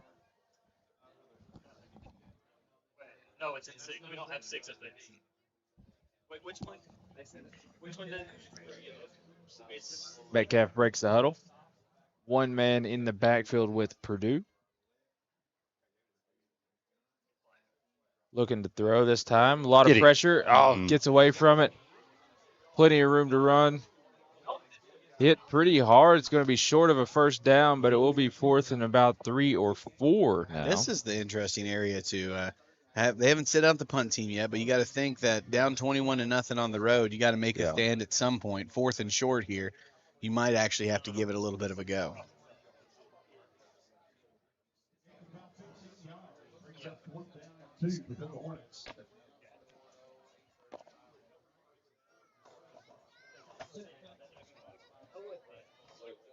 Looks like they are bringing out the punting unit. Fake. Could be a fake. You're right. Hughes is back deep to return. Come on, Hughes. Let's return one. Here's a snap. Real punt. Kick. Oh, that's a good punt. Let it go. Just Yep. Oh, man, what a Oh, what a bounce. bounce, yeah. Jeez. give that man Right credit. on the Great 15. punt. But now we have the opportunity to go up 28-0. And the yardage you got here, if you run it good, I mean, it could be the fourth quarter. We'll be up 28-0. You have a good drive here with the last 8 minutes left. That's right. Anytime we talk about running the ball, I don't know about you guys, but my mind goes to the blind side, and I just hear, run the dang ball. run the dang ball, Bert. My mind goes to the super box and what I could. I wonder what Holtzclaw's watching on the Super Box right now. Like, what movie? Old School, let me know. What are you watching? Old School had a tough day at homecoming parade. It's a stressful day for him.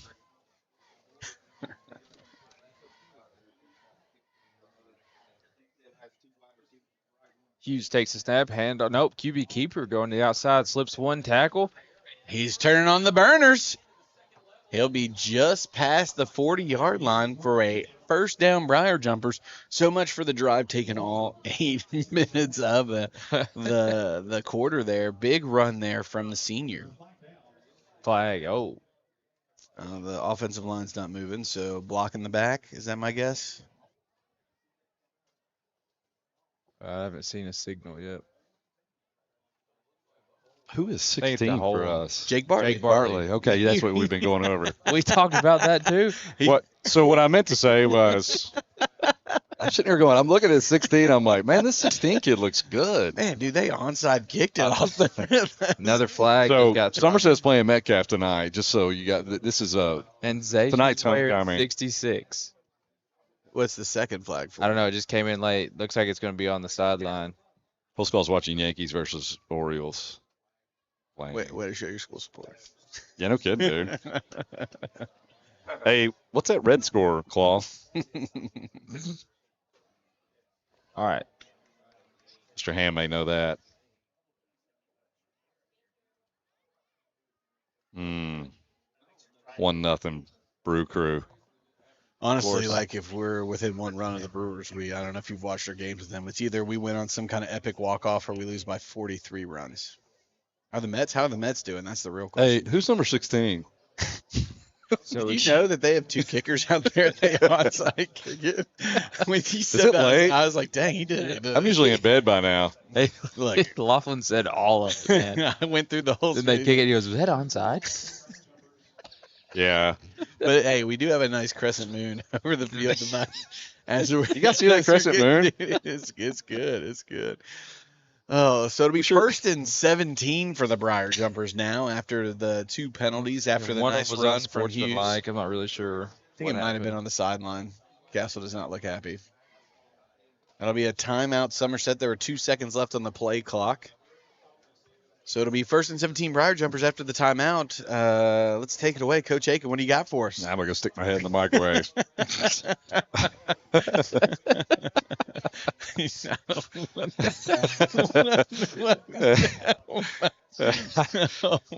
only because I've just botched it. Nah, man. Hey, I'm gonna go get a hot dog. good hot dogs here. Good. Shout out Miss Hinton. Oh, the Briar Jumpers lead 21-0. We're getting some bugs in here. There's some bugs in here. Well, we had Let's to get these bugs out. Yeah, we do, don't we? Rubel going back for another dog. Oh, baked beans. Oh, brat. I told you that wasn't a hot dog. There's two different things in there, right? The brats are top tier, though. I love me a brat. Brat with a little bit of sauerkraut. Wow. Clout. Cloud, bro. If you're at home watching the game on your Super Box, go ahead and like the YouTube so we can see how many Like people and are watching subscribe. from their Super Box at home. Now we have that first and 17. Hughes will be in the gun. Looks like Samala will be with him. Two receivers out to the right. Looks like Lawless might be in that slot there. Is that Austin Lawless? Motion. Snap. Handoff up the middle. Samala. Dude, Corbin runs hard though, man. I love the violence he runs with, man. He Just runs vicious. hard, and very rarely is it one person that takes him down, even if he gets stopped behind the line, right? Like he's pushing through as much as he possibly can. Hey, I It'll love be- their post-game interview when we were here 2 weeks ago against Southwestern. Yeah, man, you could Wasn't tell that they great? want it, right? They were fired Yeah. up. They wanted it. I love it. Be nice to have Coach Tibbs on tonight, too. Maybe get us a little pumped up as well. Chris Hughes has the play from the sideline on 2nd and 13 here for the Briar Jumpers. 6:55 left here in the third quarter. 21-0. Hughes is in the backfield. 2 running backs back with him. Takes the snap. Rolls out to his left. Get a block. Looks like he's going to be hit, but still churning a little bit there.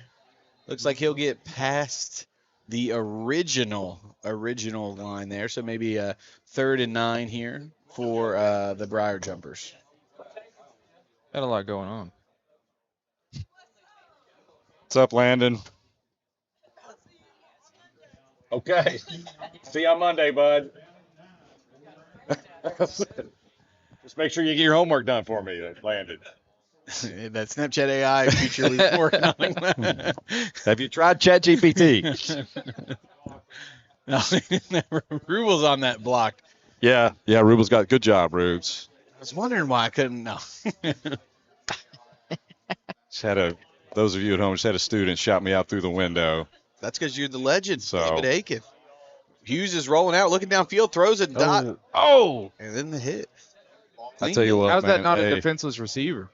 I don't think he led with his shoulder or his head. Hey, Chris missed on that. He doesn't do that a lot, man. He really doesn't. Didn't quite have his He foot throws planted it on the nice, throw. but yeah, he just a little too much on that. Here There's a can flag over there. Oh.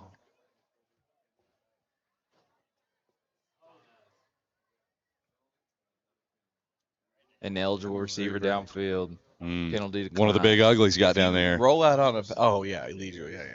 Okay. So this is where we use our punter to change the game, right? Punter to change the game. Flip the field. Where's this ball going to land at? I say 45-yard line on the other side of the field. Flip it. Let's say 51. Bang. No, he didn't get. Tipped it. He got hit, Yeah. though. Yeah, but if he got the ball first, right? It's like soccer.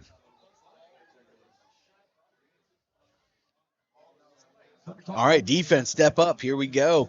Good to have a little adversity in the game for the Briar Jumpers, right? 21-0 they lead as Metcalfe County comes back out on the field with their best field position of the night to start with. They've had a few good drives, but now it's time for us to bear down here as we reach about the 5:30 mark in the third Let's quarter. see Bam Bam Bartley, number 16. Yeah, number 16.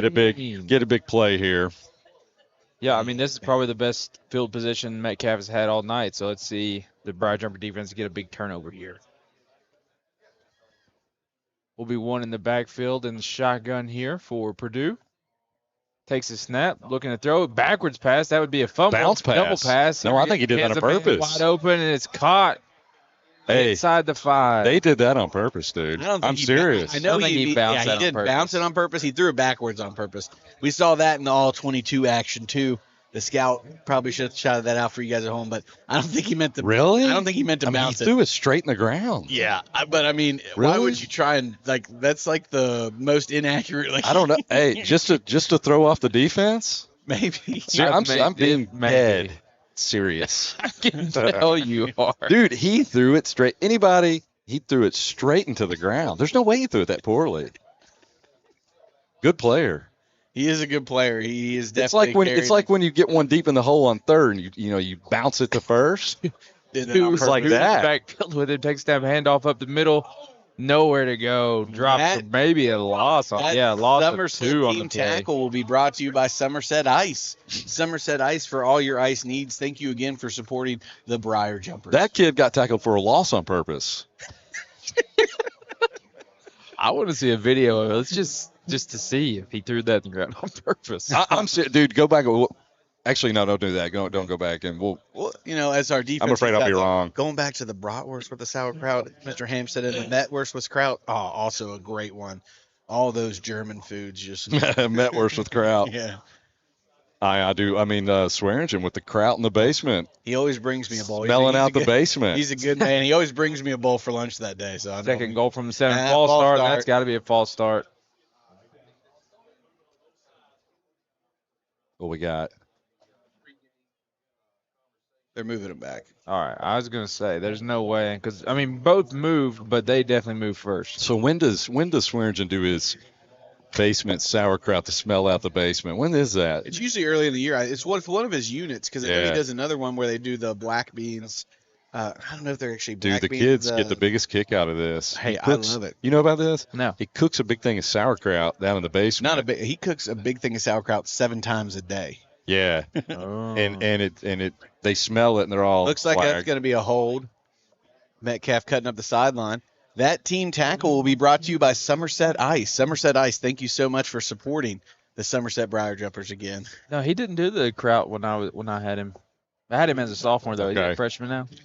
Yeah, but it's the same class. We just switched them. Yeah. Gotcha. Well, no, he didn't do that when I was there. So It was probably just Adam's class. He was like, Probably. what's this kid doing? yeah, Probably. he told me that. He was like, no, I didn't do that when Adam was here. Oh, gotcha.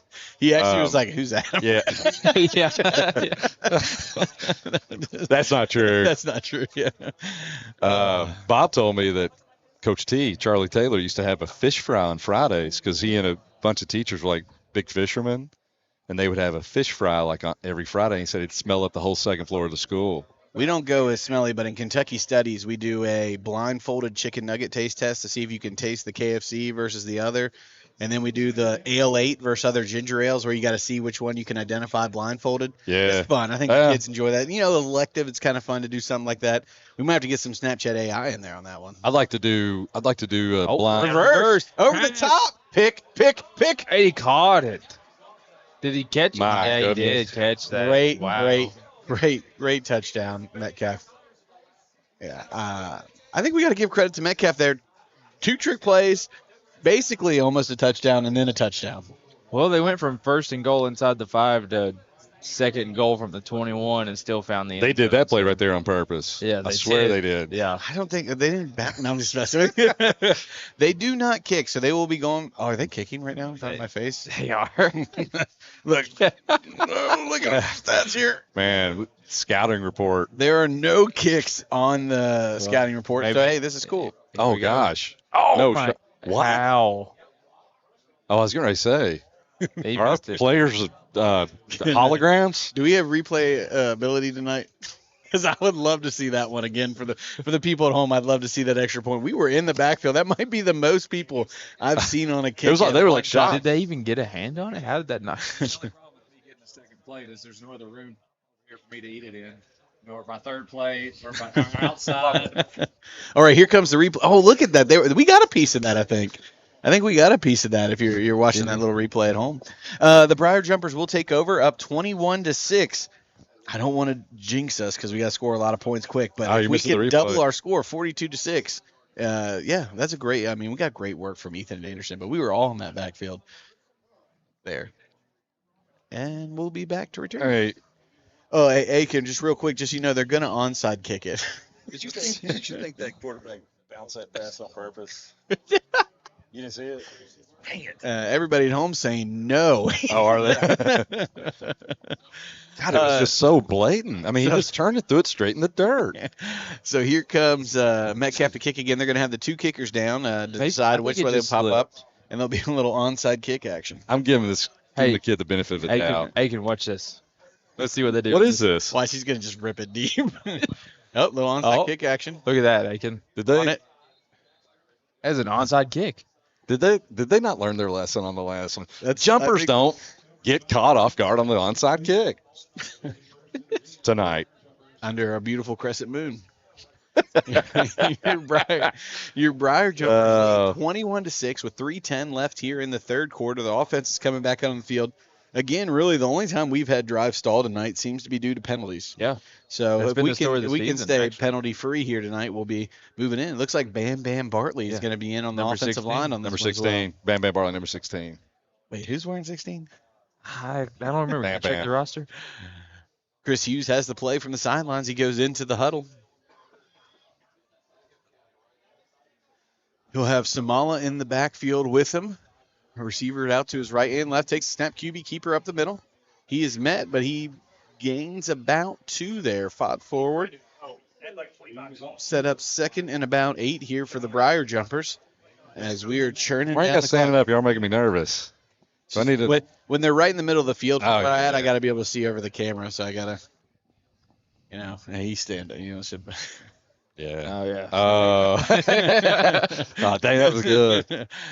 All right. Hughes taking the play from the sideline again to break the huddle. I think we're going to be pretty similar. Probably Samala in that backfield again. Wouldn't be surprised to see him get a few more carries after that big touchdown run he had here early in the third. Come on, big uglies. Let's get a That little was in the push. second quarter. He had the touchdown run. Dang. Takes it. Handoff to. Play action. He's got Decker over the top. That's a Kendrick hold. Smith. Oh, big It's a time. hold. Look at Coach Clevenger. He can't believe it. I can't either. This is another situation where we admit that we are thankful for our officials. We could not play these games without them.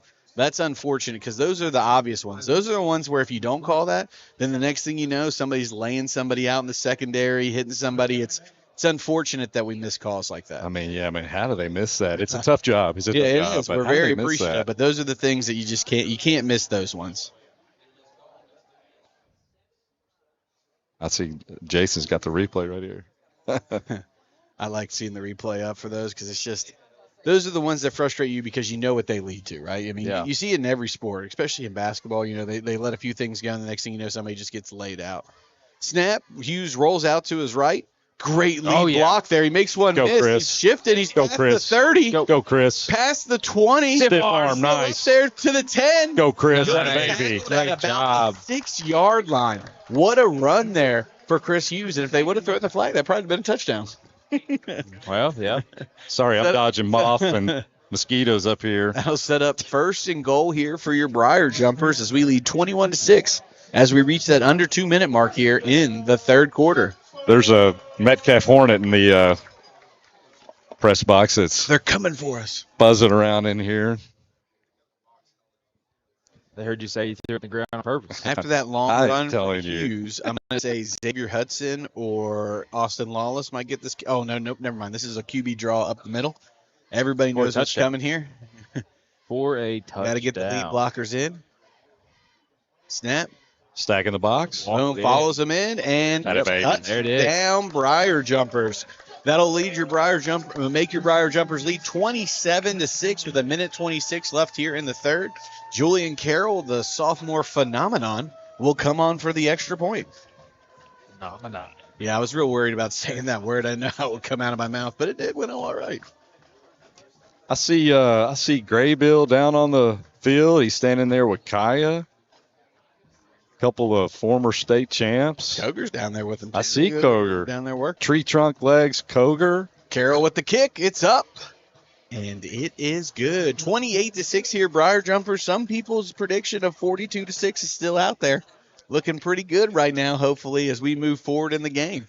1:26 here left in the third. Julian Carroll will be on to kick here in a few moments.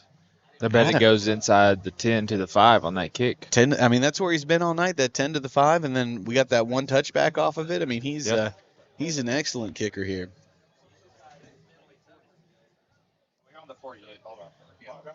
Adam, what'd you think of that drive there from the Briar Jumpers?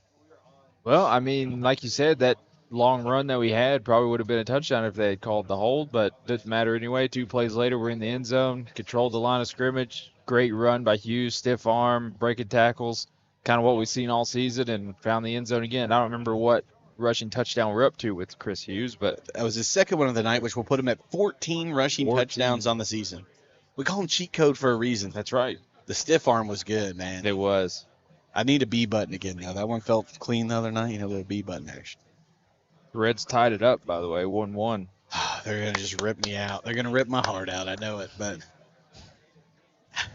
Yeah, just setting up for a huge letdown. What was that thing you said today? This is sent to me by the great Jared Laughlin, my brother. Oh, man, I got to find this. This is great. It says, when my thoughts on the Reds. Man who thought he'd lost all hope loses last additional bit of hope. He didn't even know he still had. That describes Cincinnati Reds fans to a T. As the Briar Jumpers make the tackle just past the 20-yard line, just short of the 25, I believe, as our Briar Jumper defense will come back out a little hungry for a big play again. I still feel like there's a turnover coming at some point, whether I'm with it's a you, fumble or Adam. a pick or something. I feel like it's coming.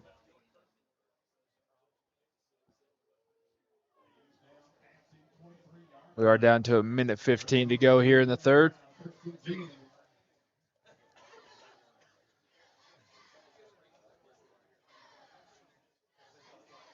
mean, we were up here in the booth, and the cheerleaders are coming through. Just shows you how good they are. Yeah, how man. They are. Love it.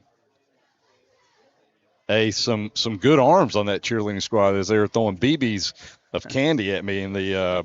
Isn't it funny? Like, you're sitting here, you're like, I think some of the students like me, and they say your name, and they pelt you with candy. Dude, you're like, absolute I don't know if seeds. that's Hand off good. up the middle, going nowhere. Tackle for probably loss. Hey. Nope, gain of half a yard. The Reds have tied it up, and the Marlins are up 6-2 on the Mets in the seventh. That's what we like to My hear. heart, they're just ready. It's That's getting what- ready to be ripped out. Did we get Post call. What's the score in that Yankees versus Orioles game that you're watching on that illegal super box? He's probably watching. That's a movie. Jordan Holsclaw, 606. Badge number. He lives in. Seriously, though, what's the score of that? Briar Jumper defense out looking stout. Austin Lawless looks like he might be coming off that edge. Good mix up there. Yep. Samala coming off the outside. Keeper. A lot of pressure. Oh. They get him down for a sack. That team sack is brought to you by yeah. Somerset Ice. Somerset Ice for your ice needs. Thank you again for supporting the Somerset football team. You know who was in on that? Number 16. Do we know who 16 is, Aiken? The Yankees are currently up 7-4. If you guys didn't wanted to know at home. That score update was obtained illegally. We're not supposed to know that. We are headed in to the fourth quarter. Hey. Hold your fours up as your Briar Jumpers lead 28-6. Hey, Claw just completed his half marathon. What's that, the 13.1? 13.1. Hey, he gets it under, check this out, he gets it under 2 hours. I think an hour, 54 minutes, right? He's nursing an injury. He's been training for this for like 5-6 months. He's so proud. He gets a text message from his mother asking how he does or how he did. He tells her.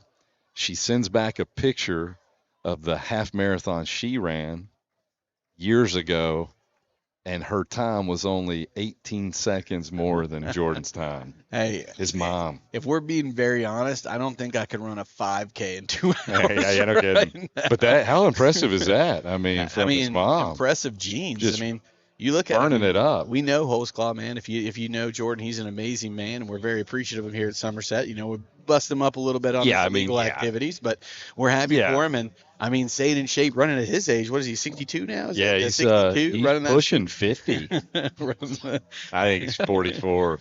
But 18 seconds. He only beat her by 18 seconds. Impressive. Yeah. I kind of want to just see how long it would take me to walk 13 miles. Dude, I've got no interest. Save a ball without getting hurt. Briar Jumper defense looking out here. Purdue takes a snap, high snap, gets it, quick out, has a man, has a block. There's a flag coming in late. Extracurricular. I didn't see what happened, did you? I did not. Is this Woolridge coming back out in the I think you might decline this. You don't want them to get a replay down. Yeah. I mean, they would go for it down 28-6. So Woolridge is banged up. I think I see Dayton down there in number 55. Just getting that. We're getting ready to get the call. What we got? Looks like it is a block in the back on Metcalfe. We decline it. 4th and 11-ish. It looks like it's inside, about 8. Where the marker's at right there, anyway. Well, on the board it says 16, so I was just taking a guess. That's fair. Back to return. They are going to punt, though. Is Chris Hughes.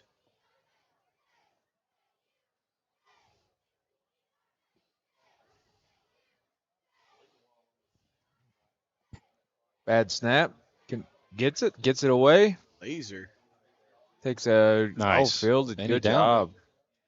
He had fair caught. It looks like that's going to be at about the 35-yard line. I like the energy from the Briar Jumper offense coming out there on the field. I think they're ready for another drive here. Put up some more points.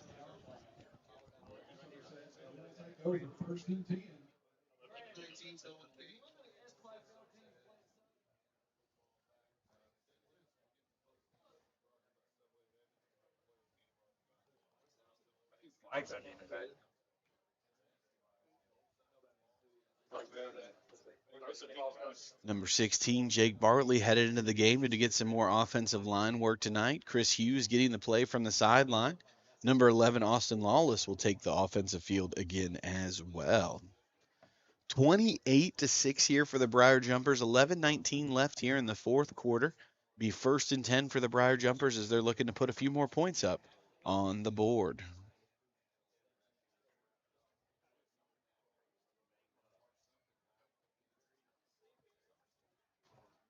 Okay, looks like it.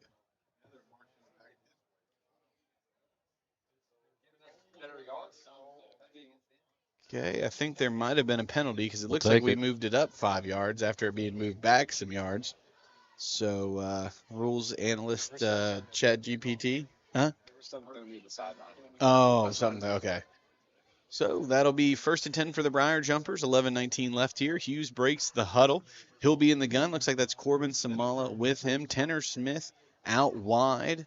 Austin Lawless in that little slot action. Motion from Lawless. Hughes takes the snap. Handoff to Corbin. He's running aggressively. Nice spin there from the junior. He'll be tough, close man. to a first down. He's very tough. I love that just always more than one person has to tackle him to bring him down. 2nd and 2 here for the Briar replay. I'm Jumpers. to see right here.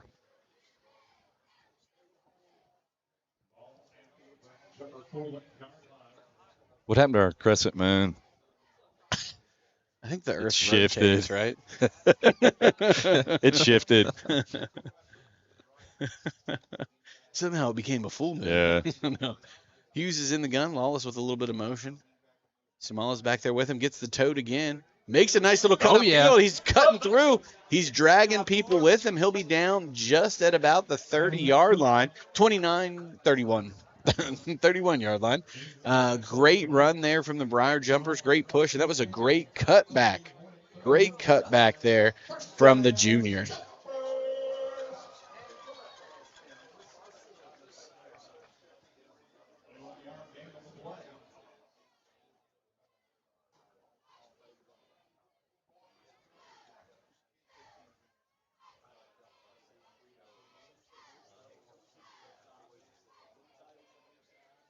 Hughes will be in the gun. Samala's back there with him again. Wouldn't be surprised to see him get a carry, but also kind of set up that outside run we like to do. And here comes Hughes with the carry to the outside. Samala lays the block. Oh, Hughes yeah. the 20. Get in Past the there.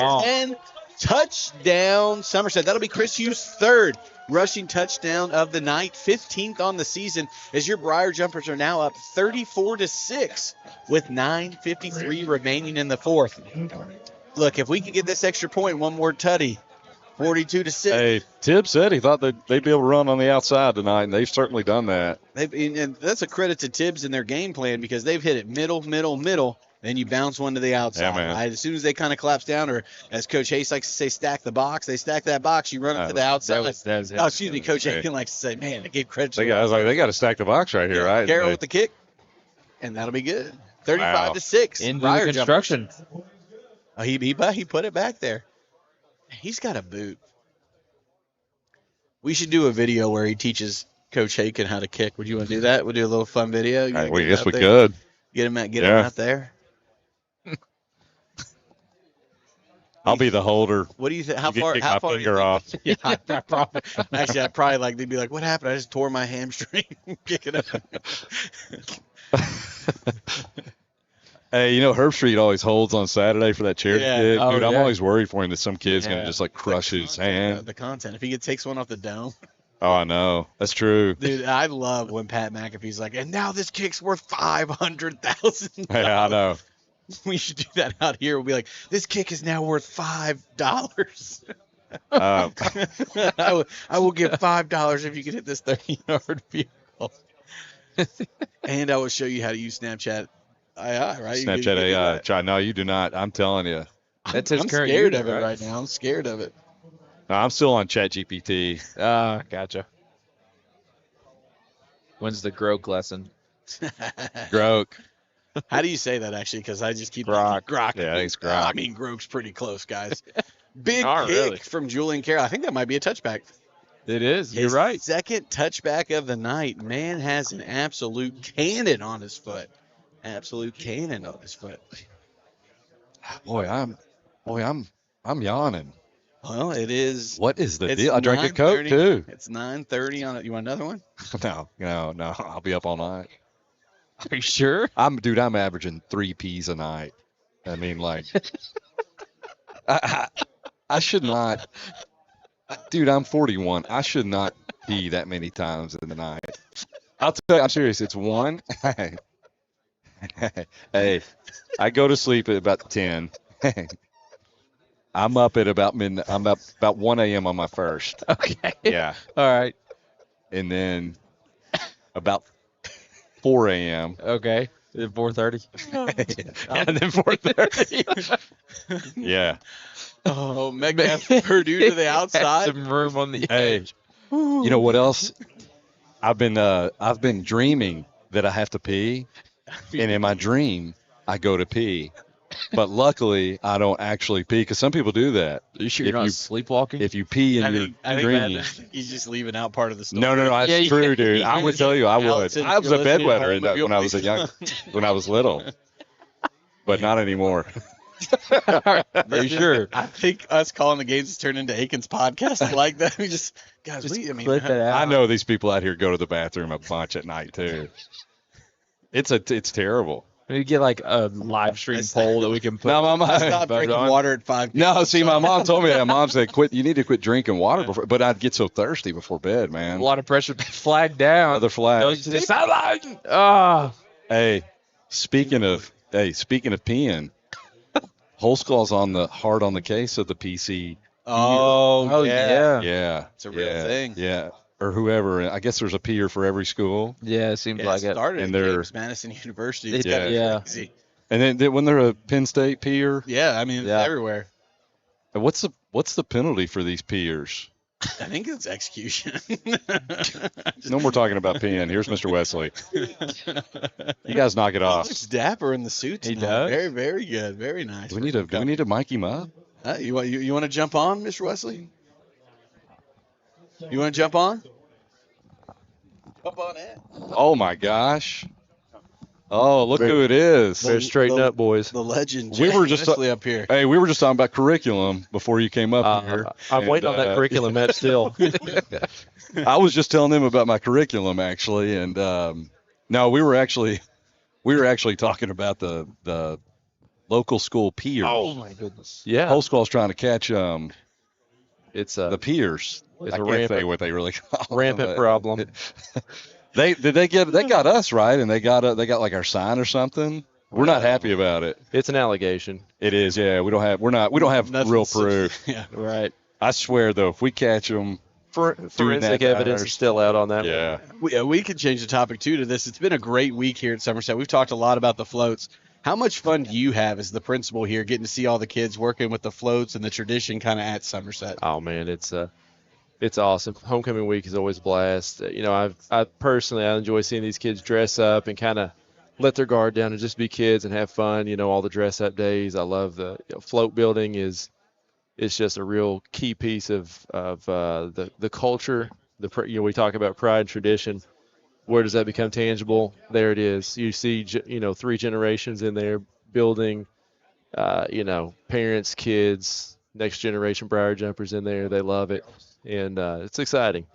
We've got a lot of new kids to the district this year, and I got a chance to see a lot of them melding into the student body, and float building is a great way to do that. So.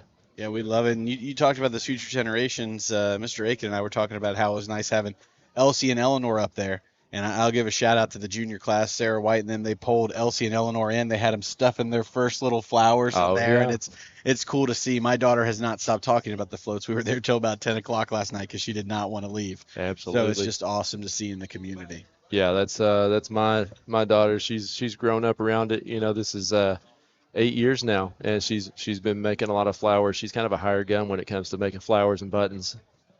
Hey, She's got it down. Who else could we get to ride with Claw next year? Could we get somebody? Do you think there would be somebody else who would want to do that? We may do a fundraiser Because he was saying he would love to do auction. it again. Yeah, just a little silent auction. There it is. Great interception there on the sideline. There we go. Number. Show us your number. Drew Anderson. Drew Anderson, Aiken with the call Yeah. tonight with that. Drew Anderson with a great pick.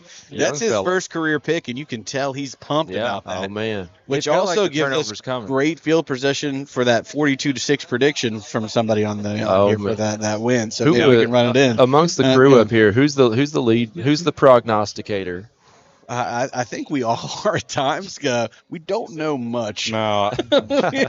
Listen, we try really hard. they just had a whole segment on onside kicks, and 15 seconds later, I asked if it was an onside kick. We also, the first thing Adam said to us tonight was Jake Bartley's wearing number 16. And about halfway through the third quarter, he's like, who is number 16? Who's wearing 16? Yeah. Who's in the gun? Who handed off to Samala? Samala breaks one. Looks like he is going to be taken down about halfway to a first down there as the Briar Jumpers are driving. Well, it's not hard for me to come up here and see who the analytical team is and who's the Harry Carey of the crew. Hey, Harry Carey made quite a legend. That's a good one. We'll let you go with that. Hey, you just missed my story about how many times I have to pee in the night. Yeah. That was Yeah. I might have to cut this. Yeah, Mr. Laughlin off. Mr. Laughlin is trying to move on, but it's a problem for me. With age, Yeah. things happen. Yeah. Is this a lead into a pharmaceutical sales? No, but we do have to give a shout out to Somerset Ice. Somerset Ice, right. thank you for supporting the Somerset football team with the ice for tonight's game.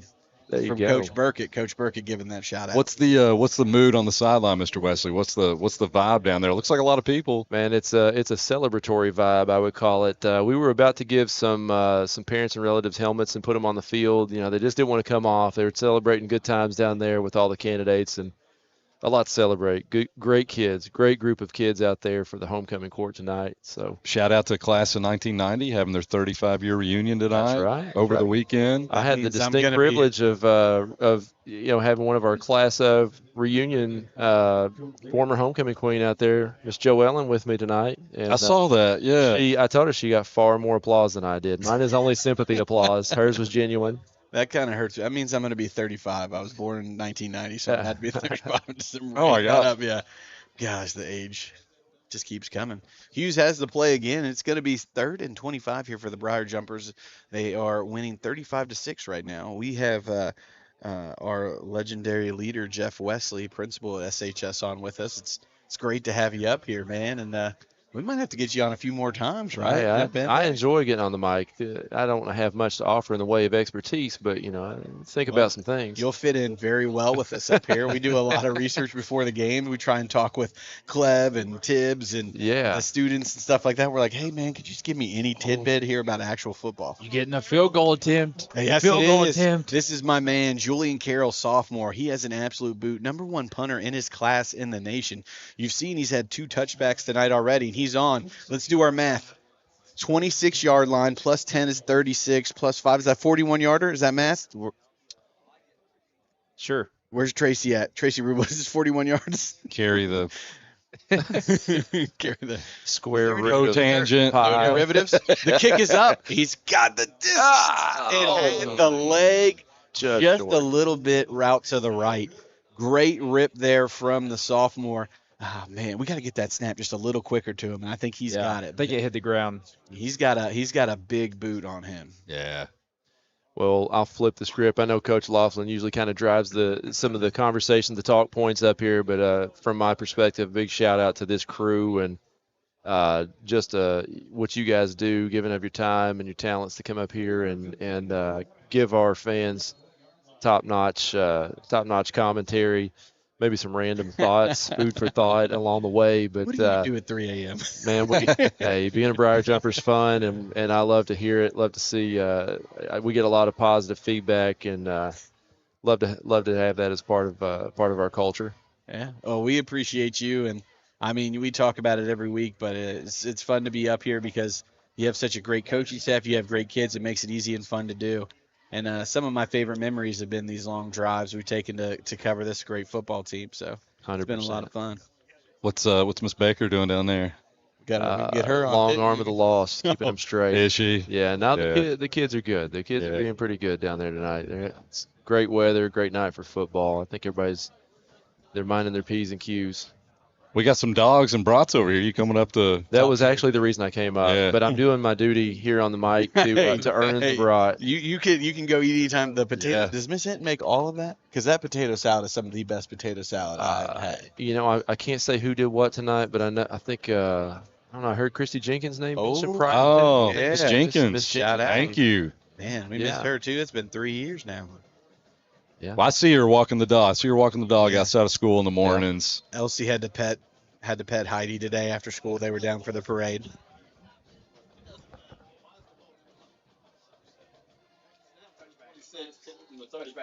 In high school, anytime there's a kick and it touches the end zone, it goes back to the 20. Yeah, it always resets. I believe so. Had a great question in the booth here, and you can rely on Andrew Laughlin to have a detailed answer. That was really Chat GPT. Snap Tonight's broadcast sponsored by AI. It's called using your research. We got to get ready. Snap AI, Mr. West. We got to get ready. It's terrifying. He's talked about it tonight. We will discuss. We got to get ready. That'll be a business meeting after this. If right. Well, David Aiken's the master of Chat GPT and turning photographs into characters. Yeah, that was a little disrespectful, my image. Yeah, dude, I wasn't. Yeah. I looked like a balloon. Hey, it does everybody dirty like that, dude. It does everybody. It's Hand off of the middle this time, met immediately by a host of jumpers. That team tackle is brought to you by Somerset Ice. Somerset Ice for all your ice needs. Thank you again for supporting the Briar Jumpers today. Those social studies, baby. Well, we should have that queued up. Rubel can do that for us. Yeah, he can. Those social studies PLCs, man. Those can be legendary moments in education. Absolutely. The swear bear to tell some of his stories in the classroom. Some interesting kids and. Yeah, there's some positive meetings. Pushing for greatness. Yeah. We haven't. But seriously, can we seriously get a host call somebody next year?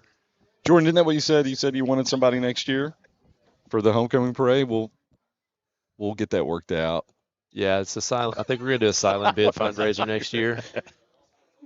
Take a ride with a cop. Mr. You've heard with shop with a cop. Yeah. Mr. Ham coming in clutch again with the update. The Reds are now up 2-1 in the top of the sixth. Hopefully the Mets are still losing to the Marlins. But big. Man, that's stressing. We're gonna talk about chili again. Oh man, we go to Cincinnati chili again. Yeah. Oh, yeah. We got chili dogs over here.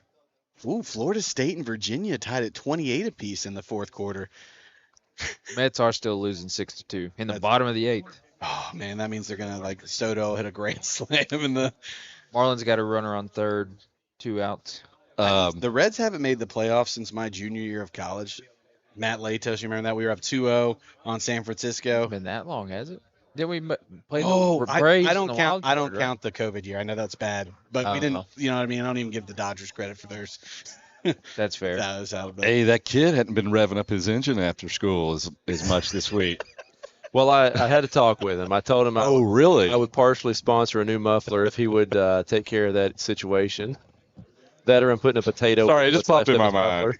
I know we're talking Reds, but it just popped in my mind. Aiken has I'll tell you what else was red. Pee tonight, so I don't know what he's talking about. What's left of his exhaust is glowing red. We got this kid at school, sweet kid.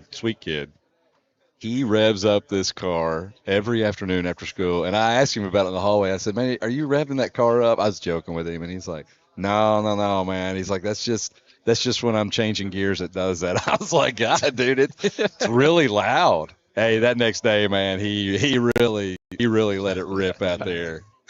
You got to watch it. College Street does funny things to cars. Yeah. I've seen it over the years.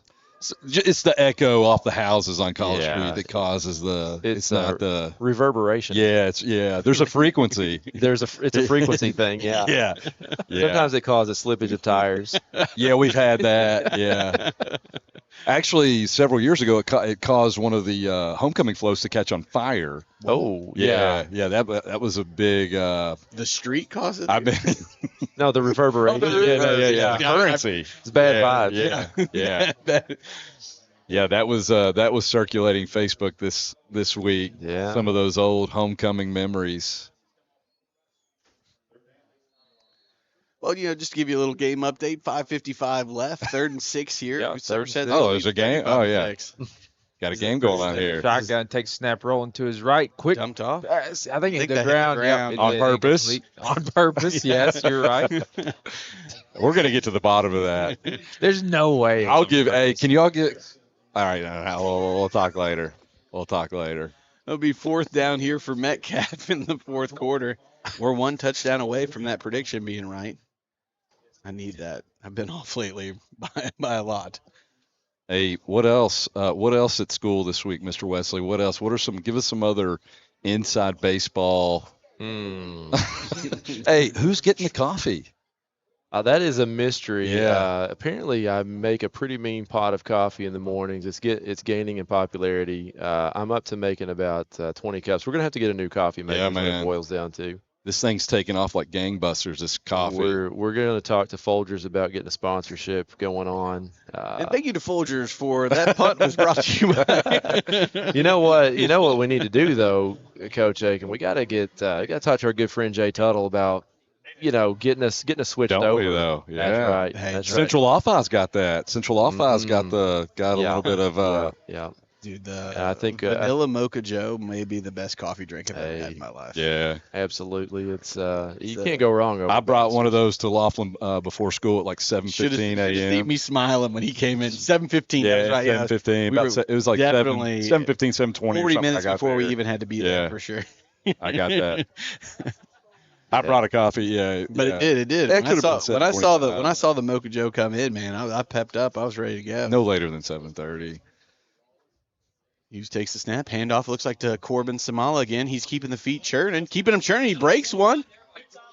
It was at about the time that Coach Beasley comes down to check the boiler room for smoke. He did take me on a tour. I was grading some papers, and he was Did like, you go "Hey." back there? Yes, I did. Have you been back in there? The boiler room in the basement? Somewhat. Have you Probably seen- not the full tour that you got. Dude. If you've seen The Conjuring, it's pretty similar It to is that. There are There's some brick gnarly in there places. that's like there's some brick back there that's from like the original building. It dude. was cool to see some of that stuff. Yeah.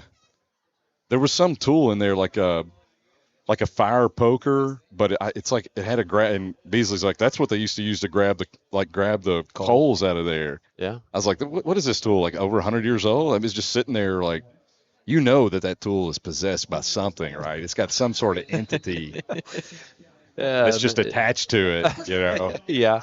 Well, it's having been in SHS at 3 in the morning, checking some every once in a while, just a door check, alarm check, something like that. It's a unique spot. We don't have to talk about the basement again. We talked about that 2 weeks ago? Yeah, man. Yeah, I still won't go can't- there. Yeah, first home game 5 years ago when I was here for basketball. I just left my backpack down in my room after the game, went and got it, and I was like, yeah, I'm never gonna do that again.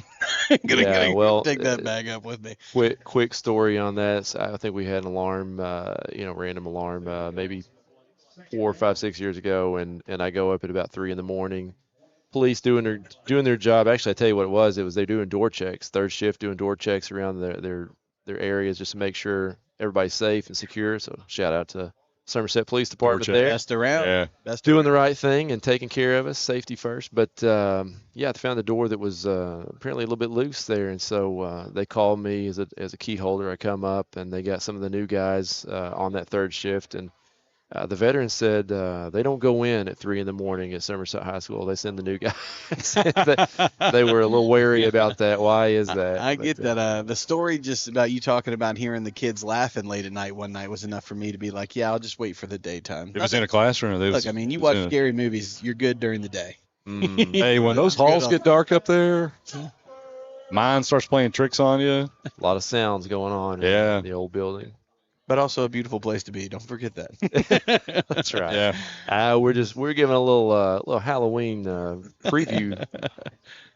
Prelude to a podcast episode, I think. Now right there. that might be the fundraiser. Come stay a night in Somerset's basement. You know, $400 a pop. Yeah, lock in down there.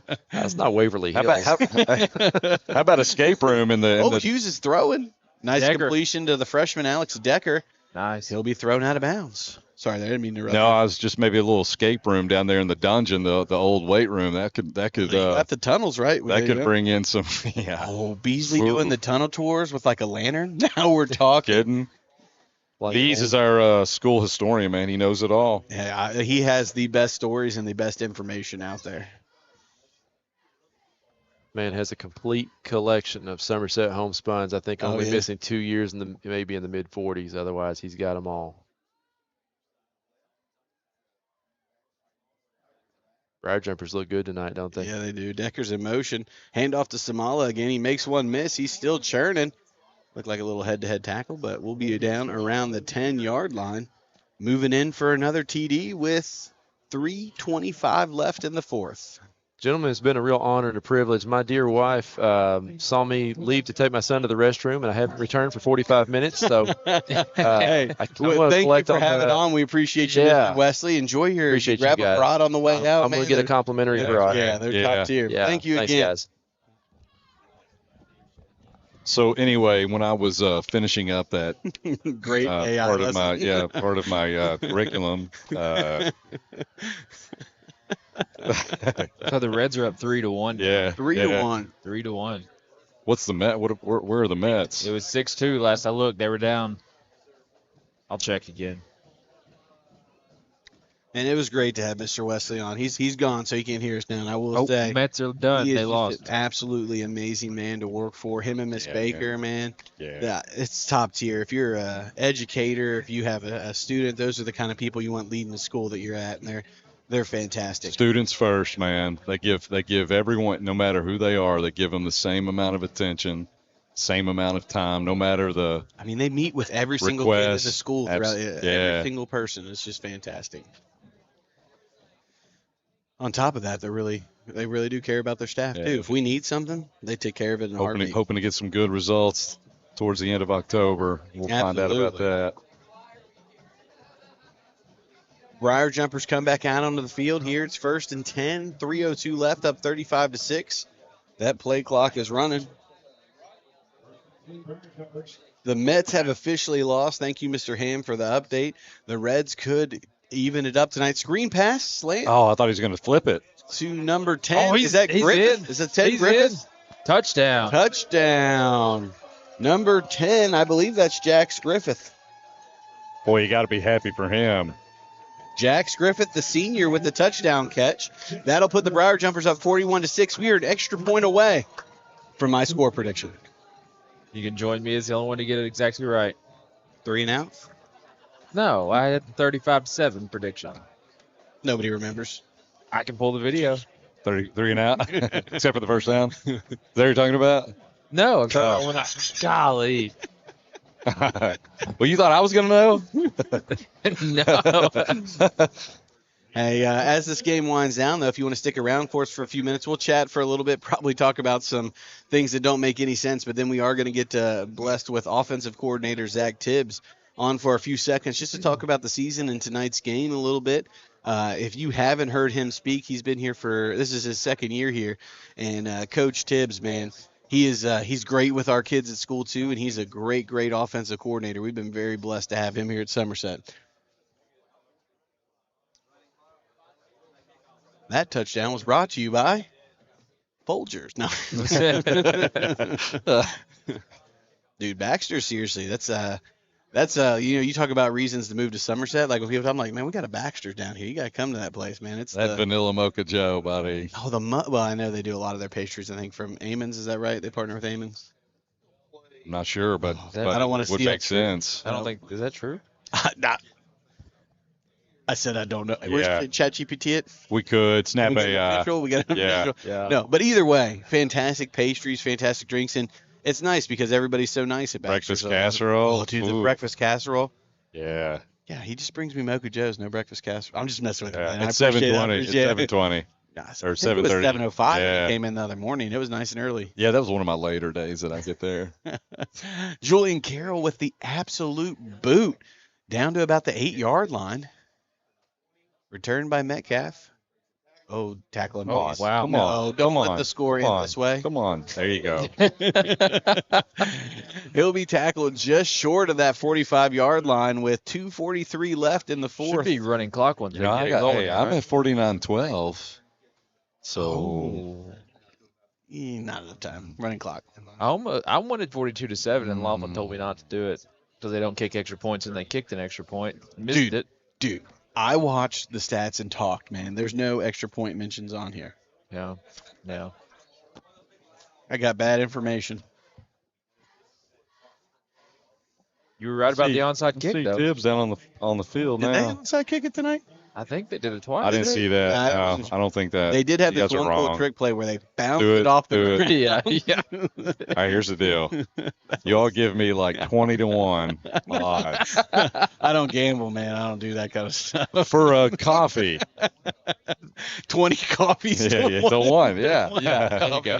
20 vanilla mocha 20. Joes Yeah, yeah.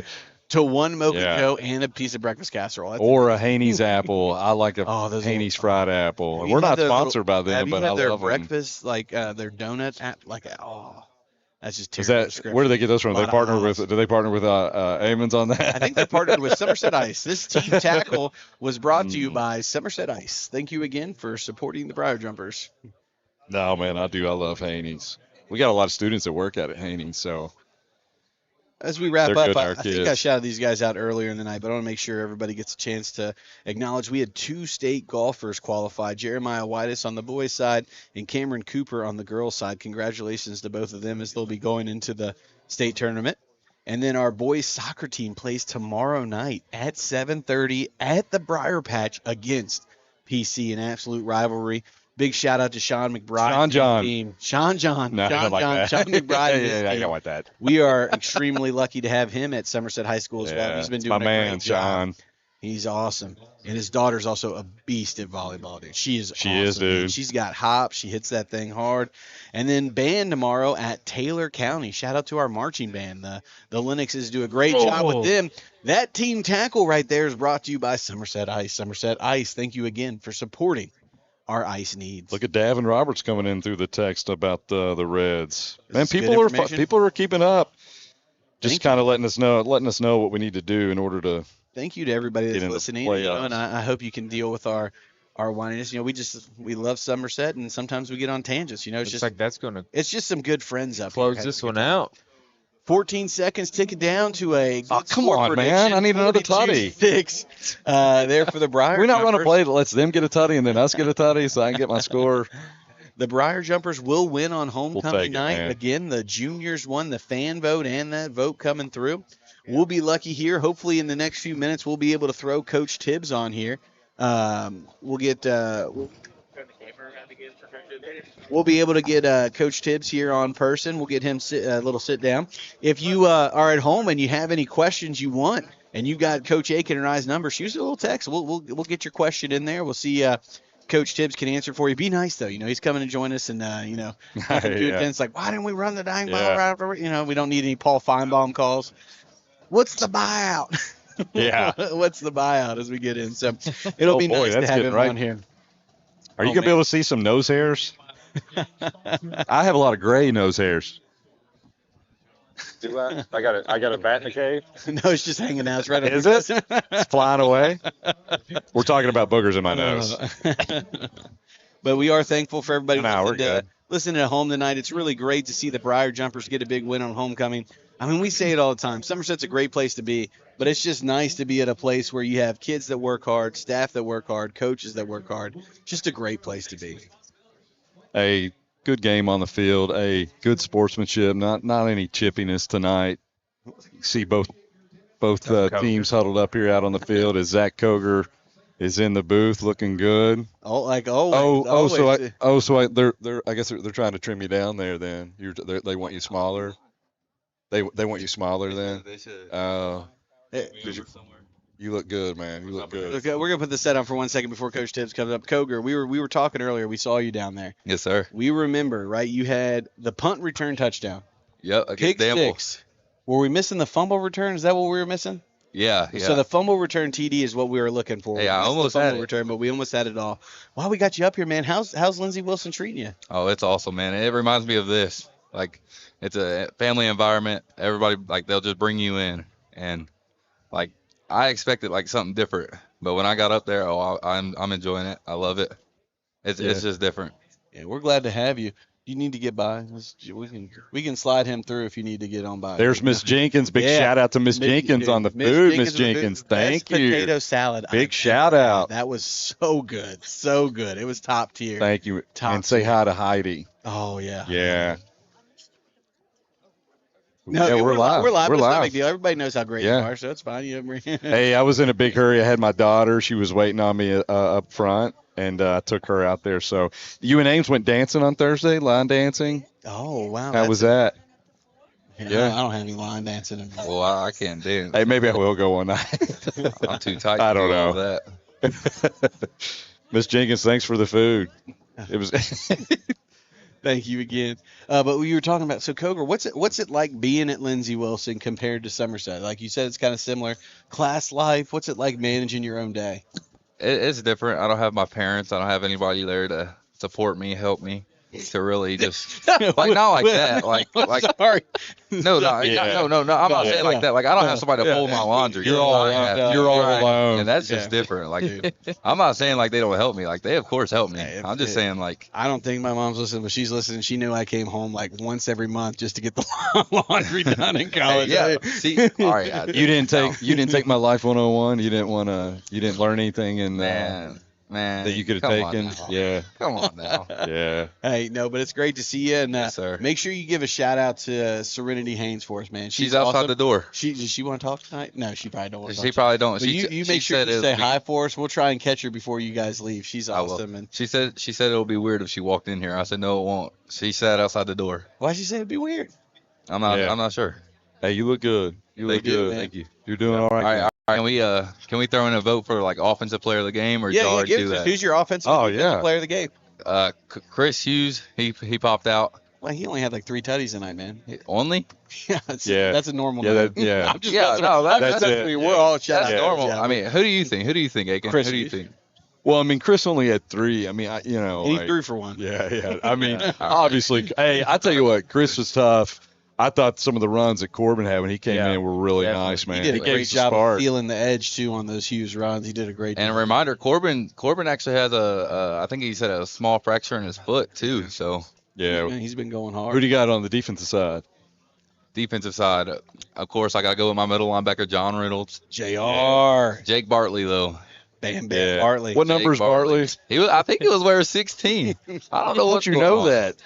I don't know what's going on. Good He's job. gotten Yeah, big. he had He's 16. gotten huge. Yeah. He's With been it. hitting the weight room. Well, I don't know if that's basketball or not. Who did you have as your kicker of the night? The only kicker out there. The best kicker out there. Yeah, Julian Carroll, man, dropping bombs. Yes, sir. What are you doing after this? Going home and going to sleep? No, He's probably got to work out. Yeah. I'm tired of that. But you're not. They don't let you lift over there. You haven't been lifting. No, we've been lifting. You looked at because you have been. Yeah. Oh, Oh, yeah. Nah, you look good. You look good. Man, it's so great to talk. Come back to you. and join us We're again, gonna will run you? out there. If you guys Yeah. are around before you leave, we'll come out there. Make sure All you right. tell Serenity we need to say hi to her. I will. We miss I will. her every day. She's awesome. I'll make her stick around just so you can see her. That's right. Thank you very much. Wait. We appreciate didn't you. get Adam's vote. Oh yeah, who you got? Offensive and defensive player of the game. I'll go Chris Hughes and the Lawman. Austin, Oh. the lawman, lawless Yeah. hands, man. I'm gonna give a little bit of a shout out for my defensive player of the game. Got his first career pick. Aiken brought him up earlier in the game. Drew Anderson. It was great to see Drew Anderson get the pick tonight. He played some solid defense and coverage. And I'm going to give my offensive player of the game to Jax Griffith just because he got that big TD there at the end for him, the senior with the tutty. Obviously, Chris Hughes had 3 touchdowns, probably close to 300 yards, and a throwing TD. But I was just happy to see Jax Griff get that. Is Tibbs I on just his got way the up? thumbs up from Tibbs. Yeah, Coach Tibbs is on his way Thibodeau. up here.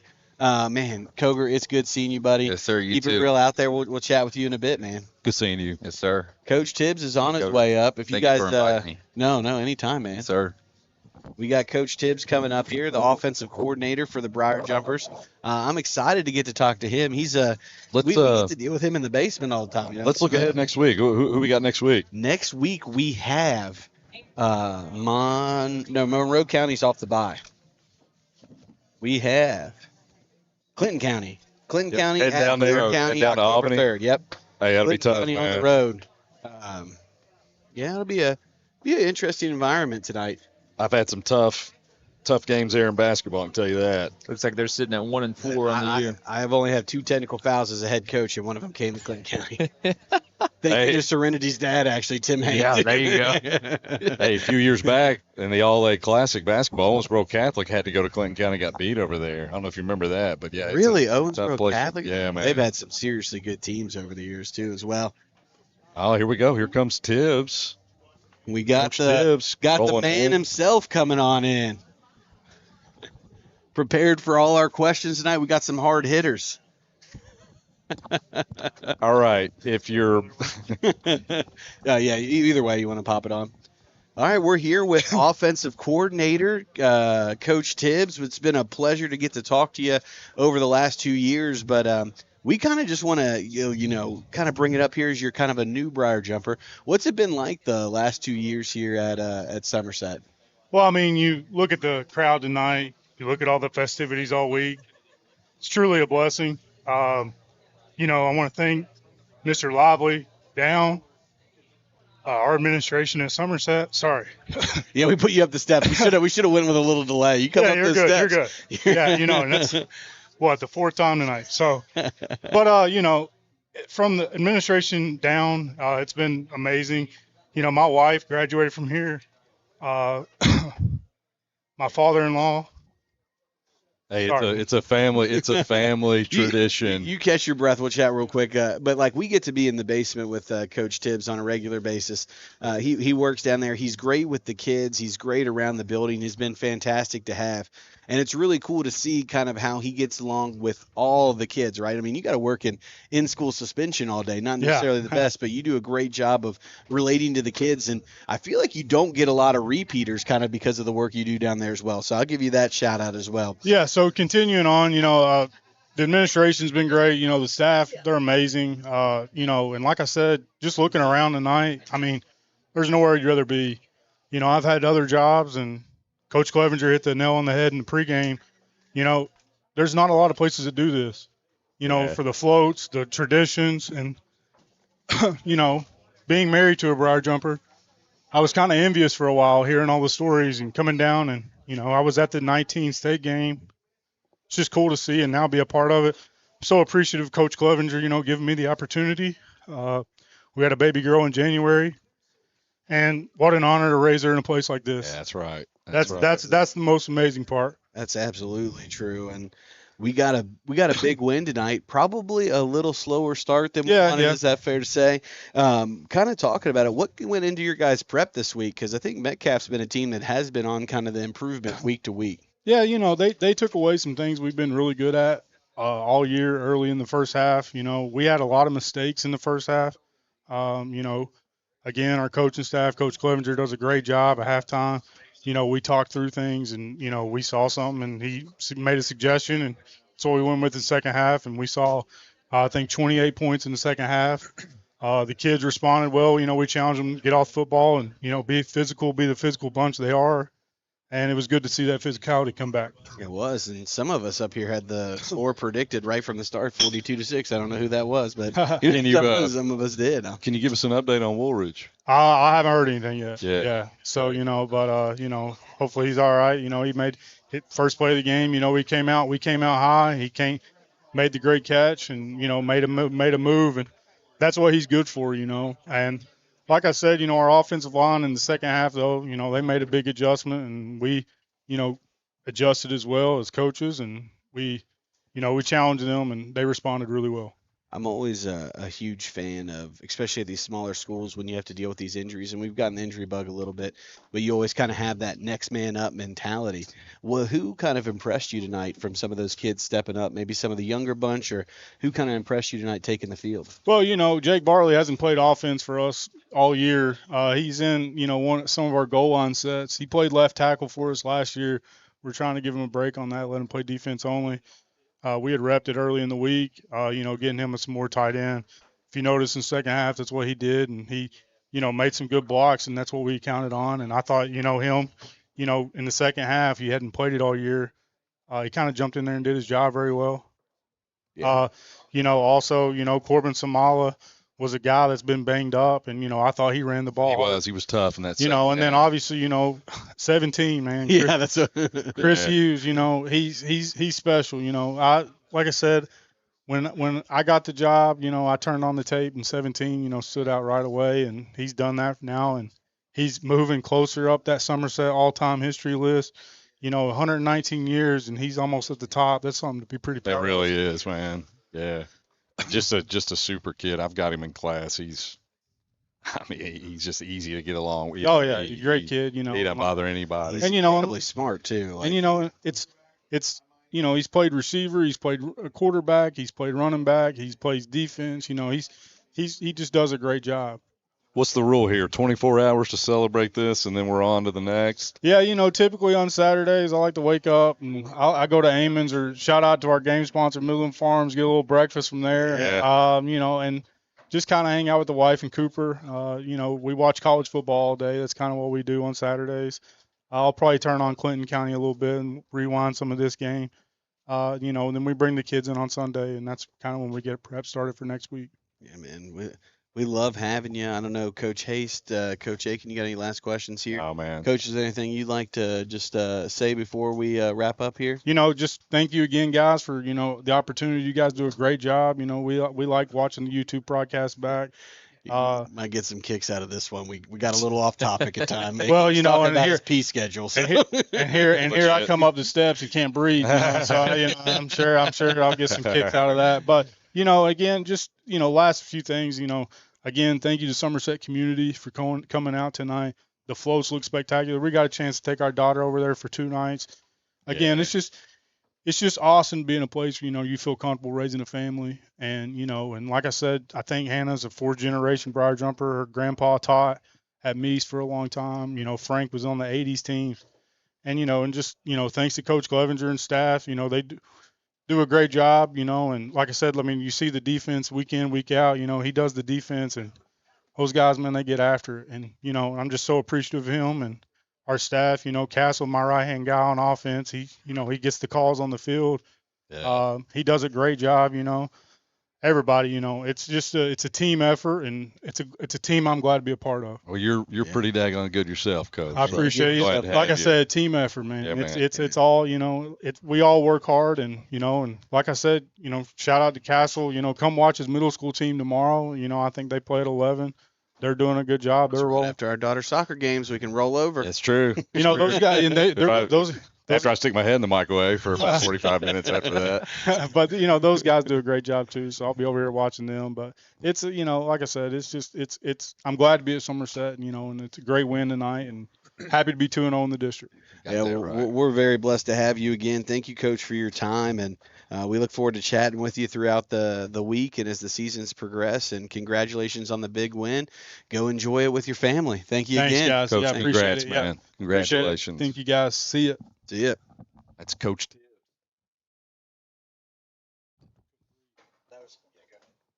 Yeah, that was Coach Tibbs joining us up here for the post game, and we're going to sign off. Jumpers get the win. I hope Anything you make else? it through the night with just 1 or 2 breaks. I got to pee so bad right now. Have a great night. Go Jumpers. Go Jumpers.